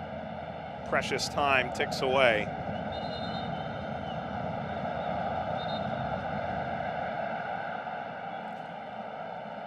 And more or less after every play, Gignac is barking at his teammates because the quality isn't good enough. And he's 100% right. Because this isn't the Tigres that he's used to playing with and scoring goals for. But this is also a Tigres and a tournament that he hasn't been a part of. He hasn't started a single game. This is only a second appearance. And there is something to be said for having that caliber of a player and somebody who's such a massive part of your rotation and starts every single game more or less in Liga MX when he's healthy, but doesn't play in a competition until the final. And he had that banged up knee as well. Television coverage throughout the tournament is honed in on his box, high above Estadio Universitario. Catch a glimpse of him, good or bad, on the field.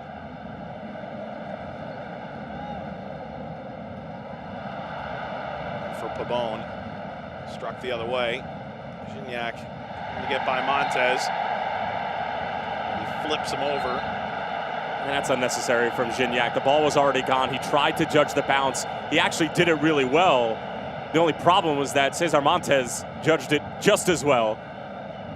And Gignac, I mean, that's... If he doesn't have that last name on his back, I think he gets a yellow there.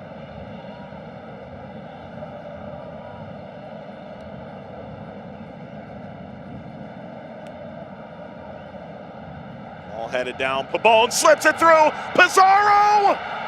That'll get away. Was deflected en route. Corner. Monterrey. Goalkeeper come off his line, and I think Pizarro is trying to whip that over his shoulder and into the net. And credit to Guzman, because watch, he never really gets back on his line. He's hovering right around the 6, and Pizarro doesn't see Guzman coming off of his line until very, very late. Guzman gave Pizarro a tap on the hip. Pizarro returns the favor, and I think a bit of nastiness ensued, but again, as to be expected.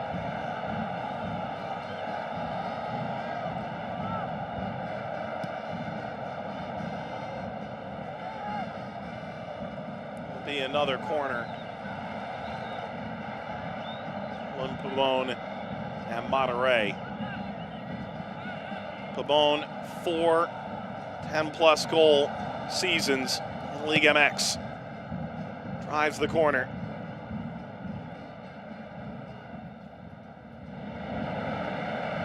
What's most impressive about him, though, is his playmaking ability. And as he started to get older, he's realized that he's not just going to beat everybody outright for pace. I mean, he's got 13 assists this season. One of the best playmakers in Liga MX and in this region. Between the Clausura and the Apertura.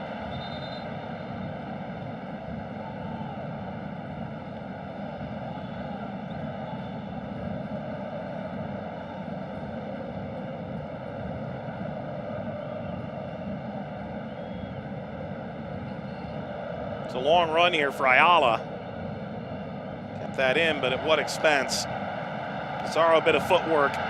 Funes Mori trying to chip the keeper. Oh, he hit the post right off the crossbar. Couldn't do that twice if he tried. And that's up and over.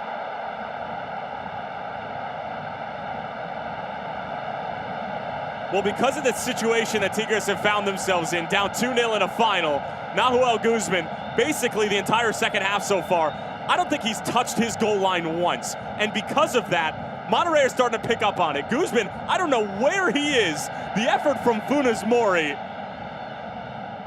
A bouncing ball. It sat up perfectly. Sometimes it's a game of centimeters. Found every inch of that woodwork.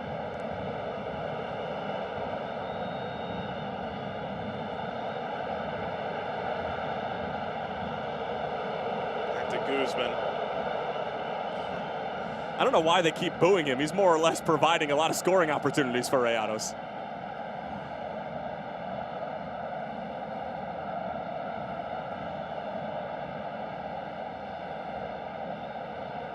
Carioca breaking through lines. That's more like it. Time of the essence here. Under 20 minutes to play.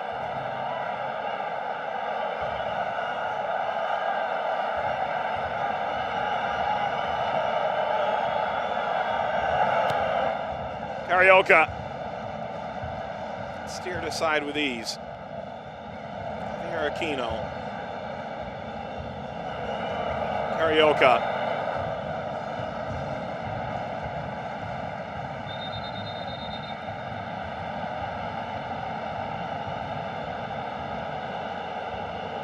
Well, Tigres at this point have to say so long to Hugo Ayala, knowing that they have to make some kind of tactical change, increase the pressure. Zelarayan comes on. Zelarayan has been one of those guys that's helped Tigres amidst this cup run in Liga MX in terms of rotation, has helped them be able to still get results and still remain relevant and qualify for Liguilla. He's done a great job of giving some of the bigger names a rest. Ryan, too high, ball dropped by Barovero. And Valencia tried to slide that home. For as good as the goalkeepers have been in this tournament, there have been some real shaky moments. Some shaking of the crossbars as well.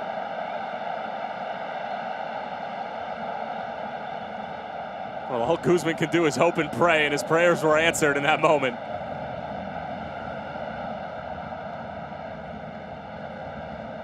Doink. That is a beaten man.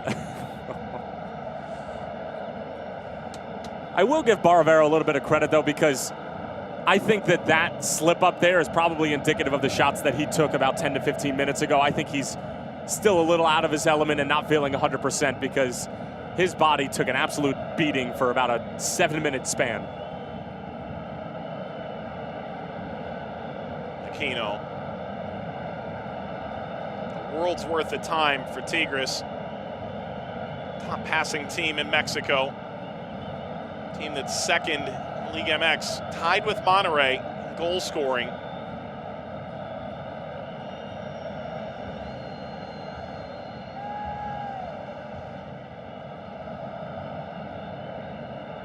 turn it on late here. Change the narrative. Overcome what has been a crushing 3-year stretch of 2 Champions League finals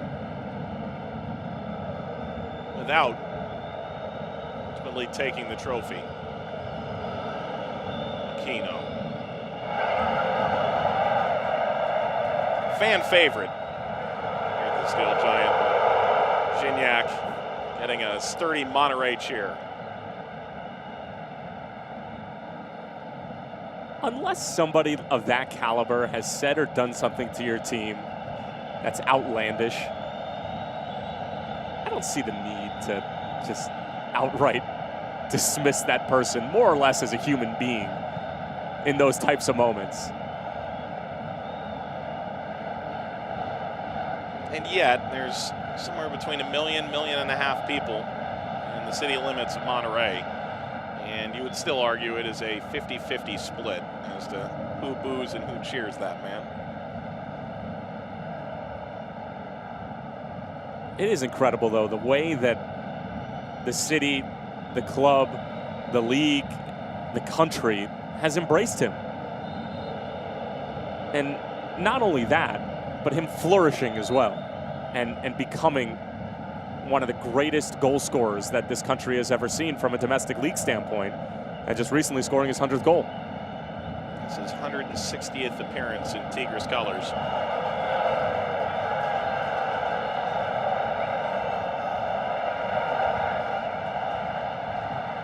This is good work. Ryan, it's the cross, Quinones. Valencia had that pop up on him. Monterrey could maybe put this thing away with one more goal. Funes Mori looking to turn the corner, instead faces up. Pabon driving in! Barovero made the stop, make it Guzman rather. And boy, he stung his palms and ultimately his backside, it appears. He's reaching toward his hip.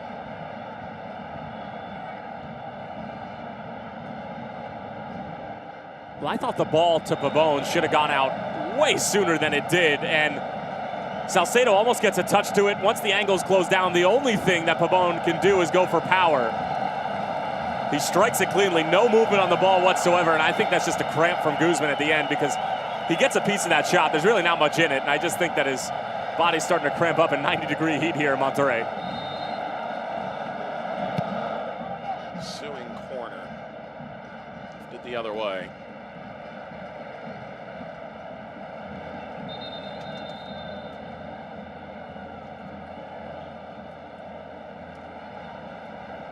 All the changes have been made for Tigres. At this point, Monterrey has 2 subs to work with. Jonathan Gonzalez, 19-year-old native of California in the United States. And he's taken a back seat to Celso Ortiz in this final, but he started in every game leading up to this point. And just from a defensive standpoint, Ortiz brings a bit more to the table than Gonzalez, but that takes nothing away from the youngster and what he brings to the table. Will that attitude remain in 13 minutes? It's a festive atmosphere right now. Funes Mori slipped over the ball.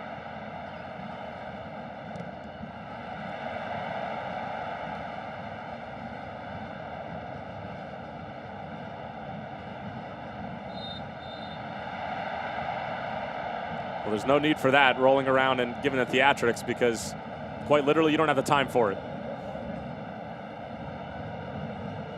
It's Layun, who had a yellow card previously. If he had made greater contact, this could have turned the whole final on its head. Final moments. Carioca. Well, the good news for Monterrey, if that were to happen, is that they have 5 backs in there right now. They wouldn't have to make any changes. Duenas. Brought down well. Lifted across. Gignac is there. Punched up. Ferro got it. Off of Layun.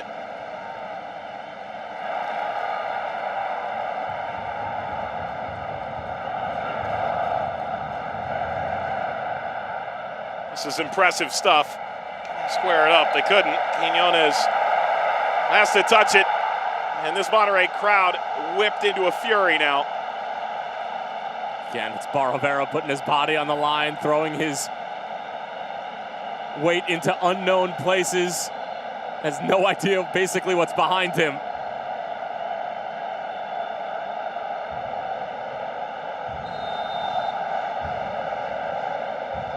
They could smell it.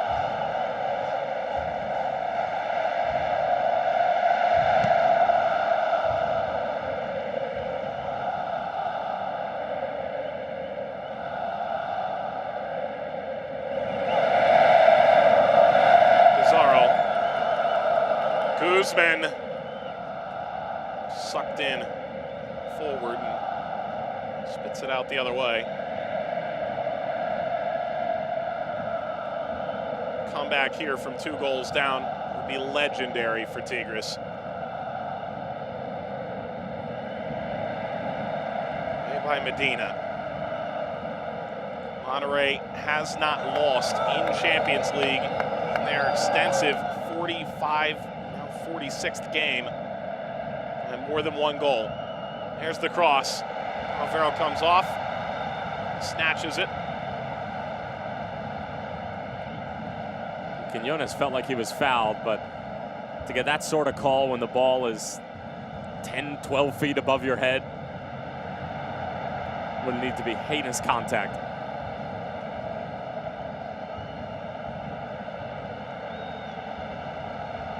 See a title winner 2 years running. Former Chivas man winning a giant transfer fee.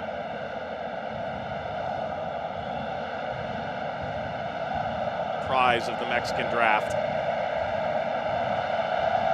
Gignac turning and striking. One wonders if that's the best use of political capital with under 10 minutes to play. In most cases, I would say no, but take a look at what's gone on in the 170 minutes that we've played so far. Muster up nothing. And he did that in the first leg when he came on as well. I mean, he had his back to goal. He was taking shots when he was off balance. He was putting them on frame, unlike that one. But why not? Try to make something happen.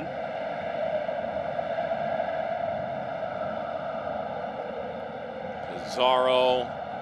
Well, this deflects back. Funes Mori in pursuit. Rolled out by Guzman. This field has not been kind to either team of late. Great switch from Duenas. But Aquino's got to go with pace here. Aquino can break down teams off the dribble. Duenas upfield. Valencia plays it over. Chance now for Tigres. Ryan, perhaps trying to square it, perhaps going for goal. He's won a corner. And Nico Sanchez has been the best player in this tournament. There's no question about it. He's definitely been the best player in this final. Both legs now. Scoring goals, blocking shots, always stationed appropriately, commanding the back line.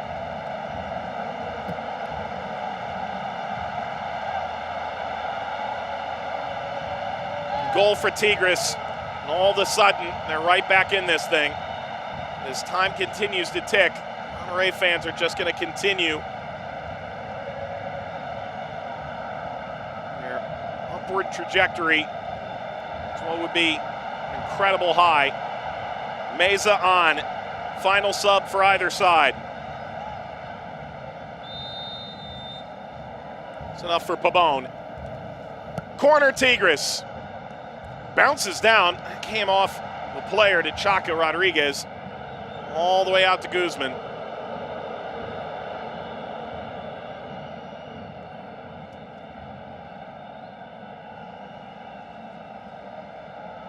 Valencia, can Valencia get there? Shielded well. And the growing sentiment towards Nico Sanchez being the face of this tournament.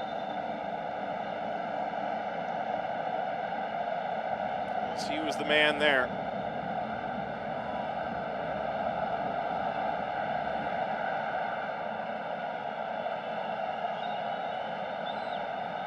Oh. He took a nasty sort of swipe from Ener Valencia. Monterrey's used all 3 subs. They would have loved to have known this was going to happen about 2 minutes ago.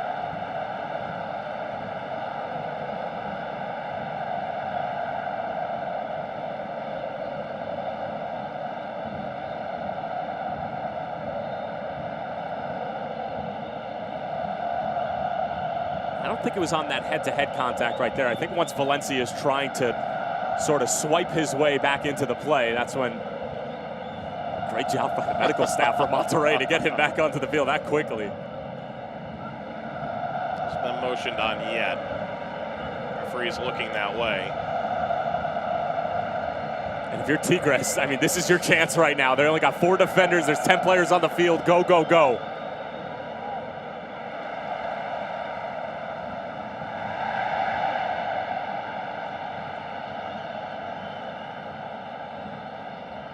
Salcedo.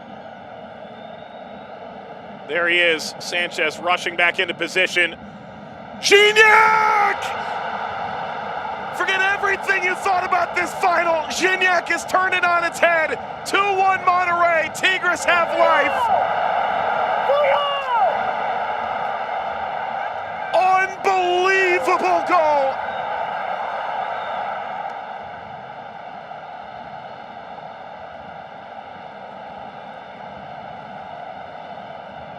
Welcome to the craziest 5+ minutes in Concacaf Champions League history. Well, anybody who thought that this final was going to go down without the Batman, Andre-Pierre Gignac, one of the greatest goal scorers Liga MX and Concacaf has ever seen, is outside their minds. And you know who else is outside of their minds? Andre-Pierre Gignac. He had time to take not 1, not 2, but 3 touches. But what does this man decide to do? Take it on the first time because they don't have any more time. Game on, let's go. His 8th goal in Champions League for Tigres all time. His first of the tournament. Off the mark from Quiñones. Gignac played 0 minutes before the final. He came on as a sub last week. You're being hobbled by a knee injury. He scored an equalizer in the dying seconds 2 years ago against Pachuca, nearly ripping it away from Diego Alonso's men. He was offside by a foot. And in the end, Gignac has now scored in 2 of the 3 CONCACAF Champions League finals that he's played in.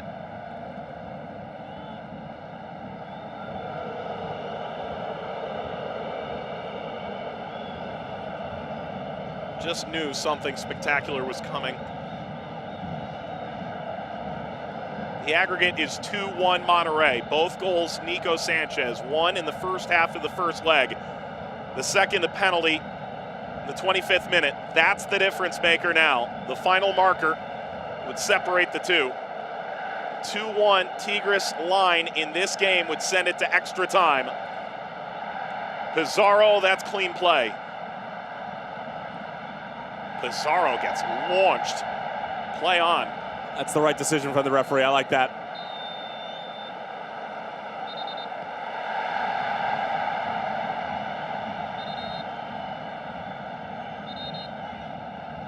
Some beverages flying onto the field. Mesa tossed. Quiñones. Come back to that earlier spot. There is going to be one massive chance for Tigres. It's coming. It's coming. And it's a matter of whether Barrivera's up to the task or if Tigres have the quality to finish it off. But there will be an opportunity. Tigres goes short, and here they come. Zelarayan. There's the cross. Which side of the flag will this end up on? Corner. This is just stupid. No, really. He had time to take that down, but he only had one thought on his mind. Corner. Lifted away by Montes. One of the best goals in the history of this competition. And if Tigres come back, it is far-fetched where we were 10 minutes ago. But it will live on forever in Monterrey.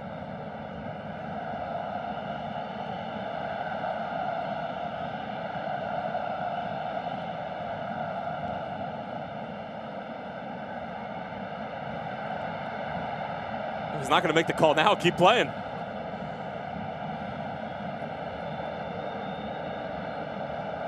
Should be a fair amount of stoppage. There have been a couple of knocks in this half. Valencia slipped away. Montez deflected. Last thing you want is your center back taking 3 dribbles from your back line. Oh, great move to separate. Up the line now. Quiñones lifted away. Sanchez, first time, Celarayán.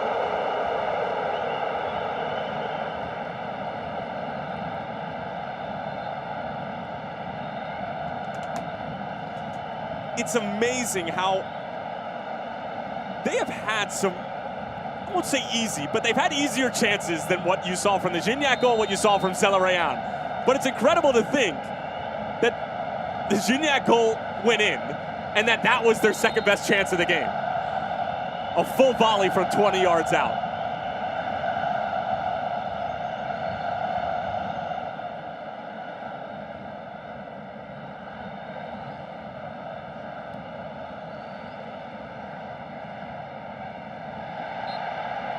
Foul Monterrey. Precious seconds.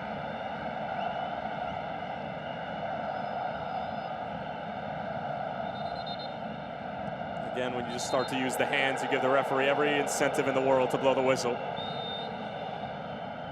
I'd be very surprised if there's anything short of 4 minutes.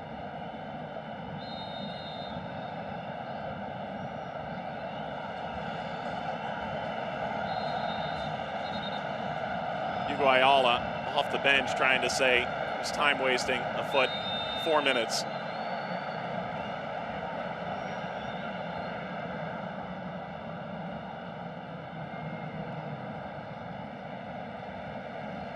If your heart's not pounding out of its chest, it's in your throat.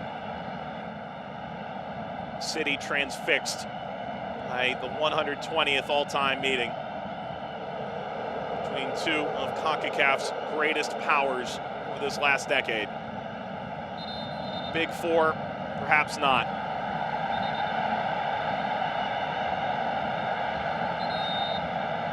These two Mexican sides go the distance.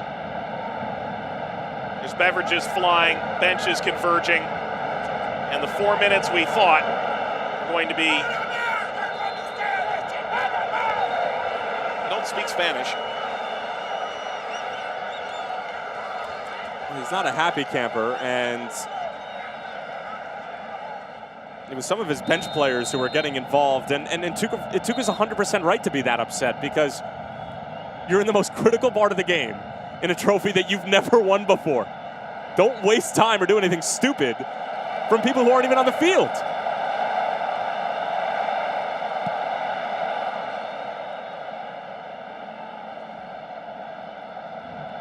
One could imagine this getting toward 95 now. It's about a 40-second layoff.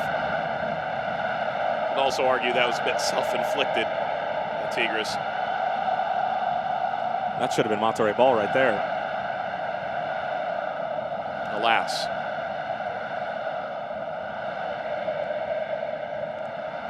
Whole width of the field in play. Here comes Aquino, whipping at the cross. Baravero caught it, and he gets knocked hard.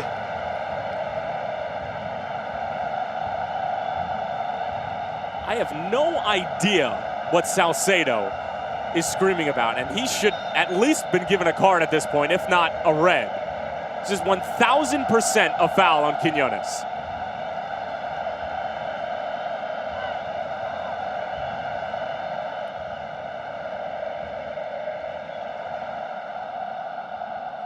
Well, there is the yellow to Salcedo.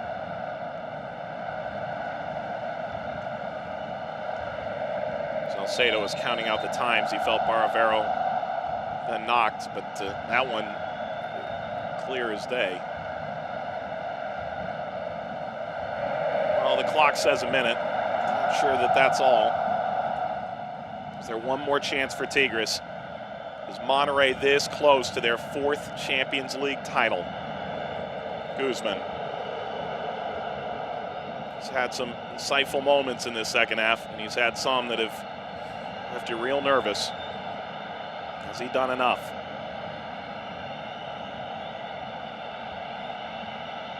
Tigres, it's about getting the right chance.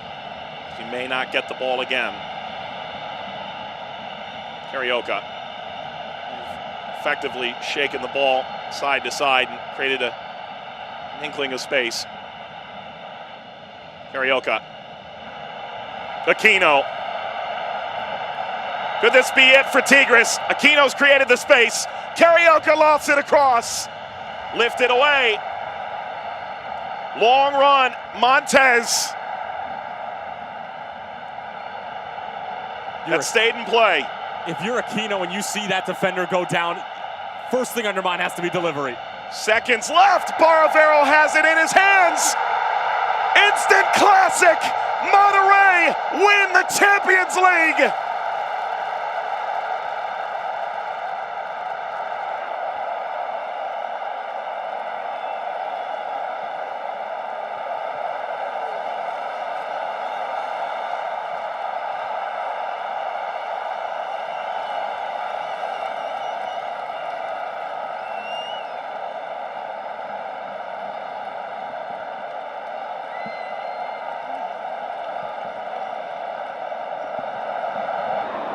Two-1 aggregate winners. Rayados, four-time Champions League champions. Tigres players will wait this out. Their supporters in the upper corner of the stadium watch as they receive their runners-up prize. Miguel Layun is in the wrong area of the field at present. He and Guzman having it out. Man of the match was Barovero, and the award ceremony has begun with the Fair Play Award. Sporting Kansas City will have that marginal prize. That'll act somewhere between another piece for the mantle and a doorstop. And it seems like the ultimate failure for Sporting Kansas City after their drubbing to the champions in Monterrey in the semifinal, but they still got to their first ever semifinal in club history. They got to have a Concacaf Champions League night at Children's Mercy Park for the first ever time. Yes, the aggregate wasn't great at the end of the day in the semifinal, but again, Major League Soccer slowly but surely starting to become more and more relevant on the stage. But you can see the quality, you can see the difference between these Liga MX sides and the Major League Soccer sides. Last year, the best young player was Rodolfo Pizarro for Chivas. Now with Monterrey, I believe he's aged out of that. Jonathan Gonzalez, the 19-year-old. The number 6, a Monterrey youth, the U.S. Youth International, off to Mexico, where he is already capped for the senior side. And he's a terrific player, and we mentioned it when he came on. He didn't get to start in this final, and he didn't play as big of a role as he did throughout the rest of the tournament, but that's tactics, and that's a veteran, and Celso Ortiz needed to step up and play in that role. But Jonathan Gonzalez and Carlos Rodriguez were stupendous when they were paired up together in the middle of the park. Well, Tigres receive their runners-up medals. And for many players, this will hang alongside two more. Let's say this is a team that has an unparalleled resume in Mexican football to not have an international title, and it's an anchor that continues to hang around their neck at present, and they're going to be disappointed tonight, and yet this is a very good team that could still very much go and win the Liguilla. They could, but from an emotional standpoint, and from what I saw tonight, I don't see it. I just don't. I mean, and that's the issue with, and it's not an issue, but that's the reality of having these tournaments run simultaneously with your domestic leagues is that, and we see it a lot with Major League Soccer sides, and I hate to bring it up to that, but you see sometimes when you reach that emotional apex, and Tigres have reached it here tonight, it's difficult to then bring yourself back up and throw yourself into another competition, which is what they're going to have to do. They're going to have to dust themselves off, hold their heads high, know that they're still a more than quality side, and try to get it done. And he's got to be at the center of all of it, whether he's healthy or not. He is the soul of this team. They go as he goes. Applauding the fans who did make the trip. It's about a 20, 25-minute drive. 8 miles separate Those two stadiums, heavily owned. Front office puts in so much effort to build a team. Staff that works so hard to keep players healthy on the field and in the best position to win. Getting their reward for a job well done, but a job left incomplete. For Tigres, 4 winless came at the wrong time in their season.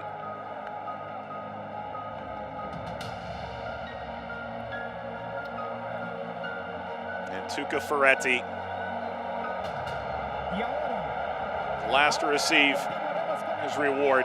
What a whirlwind year it's been for the interim Mexican national team coach returning to Tigres, the former Monterrey man as a player in the 1980s.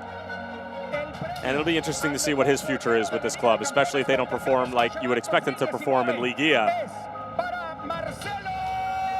Marcelo Barovero, the best goalkeeper in the 2019 Scotiabank Concacaf Champions League. And tonight,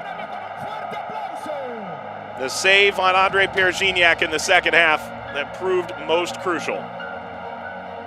And I'm still just in awe of the fact that when he was trying to set himself, he slipped and he still got to the ball. He's unbelievable. Diego Alonso counting on his 35-year-old veteran. Enter Valencia, 7 goals, the top scorer in the 2019 Scotiabank Concacaf Champions League.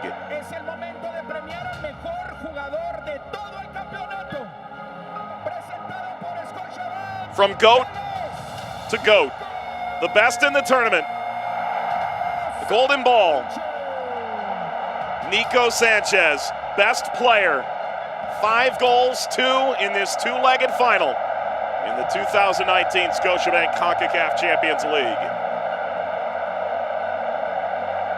And he doesn't need that head bandage and that blood gushing out of his eye to know that he's a warrior. At his very core, he does everything for this team. The officiating crew, led by a man who over 18 months has overseen a Club World Cup final, a FIFA World Cup match, and now a Champions League final. Cher Marufo, a crew hailing from St. Kitts and Nevis and the United States.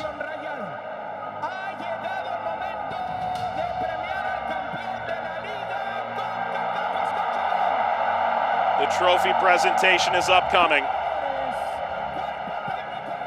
It's a lift, 2 years in the making. Rayados have waited since their three-peat to receive these golden medals. They won it all in 2011, 2012, and 2013. They finished 3rd in the Club World Cup in 2012. They'll have the distinct honor of representing CONCACAF in the World Cup again.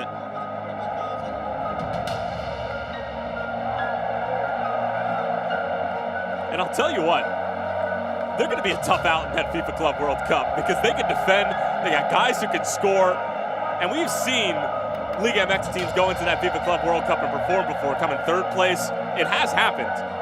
Obviously, they have to go up against some giants across the world, but they need to enjoy this every single moment, and certainly looks like they are.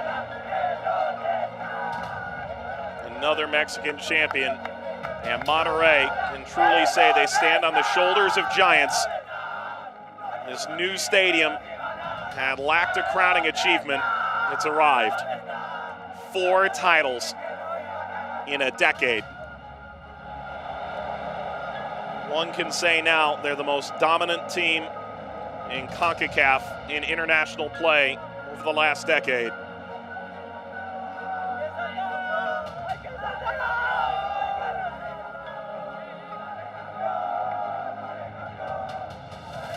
And until the semifinal, nothing was easy. The semifinal, one would argue, was.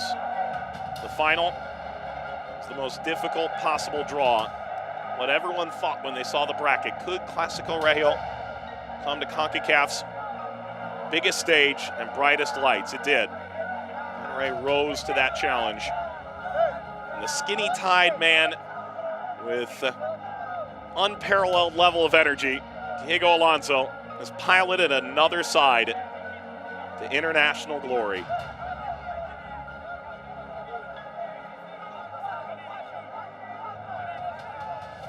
And his playing career speaks for itself, but he's now establishing himself as a world-class manager as well.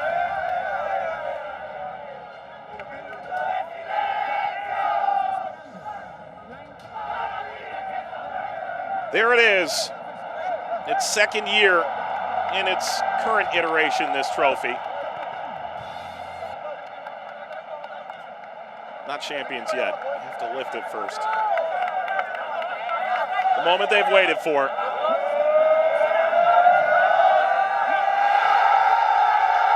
Monterrey, 2019 Scotiabank Concacaf Champions League champions.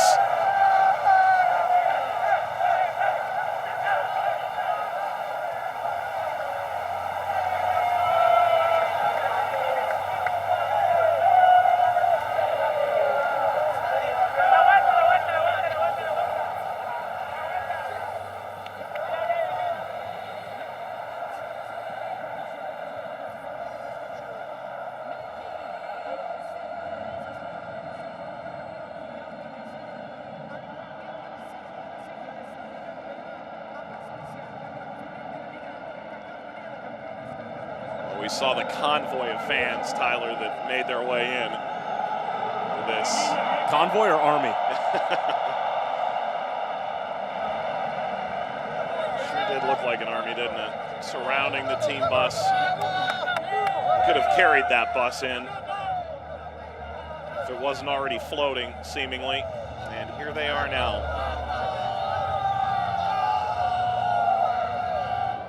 Rayados winners. 2-1 over Tigres in aggregate. And as we welcome you back into the booth, Tyler Terrence, Mike Watts, our appreciation to all those who have watched all across the region over the course of this 2019 Scotiabank Concacaf Champions League campaign. Ty, let's break this one down. First of all, Tigres, you have to be disappointed. 3 finals in 4 years. You have to be devastated at the result tonight. Maybe they weren't fast enough early, but they did put up a spirited effort at the end. They put up a very spirited effort, and Andre Pierre-Gignac was at the heart of that, quite literally. I mean, he was the one who came on, and forget his quality and his ability to score goals, and we'll talk about the goal a little bit later, but I mean, it's just pretty unbelievable he was able to come on the field and just sort of inject that life into them. But you talk about early. Let's go back to the first leg. They just weren't good at the first leg, and they got a result on the road in a final. But they just weren't good enough in the first leg to be able to get it on the aggregate. And Monterrey, all the credit in the world to them, tactically far and away better. Well, incredible atmosphere, incredible night. Thanks for watching throughout this Champions League campaign. For Tyler Terrence, our entire team, Mike Watts, saying so long, and we'll see you next year. Good night.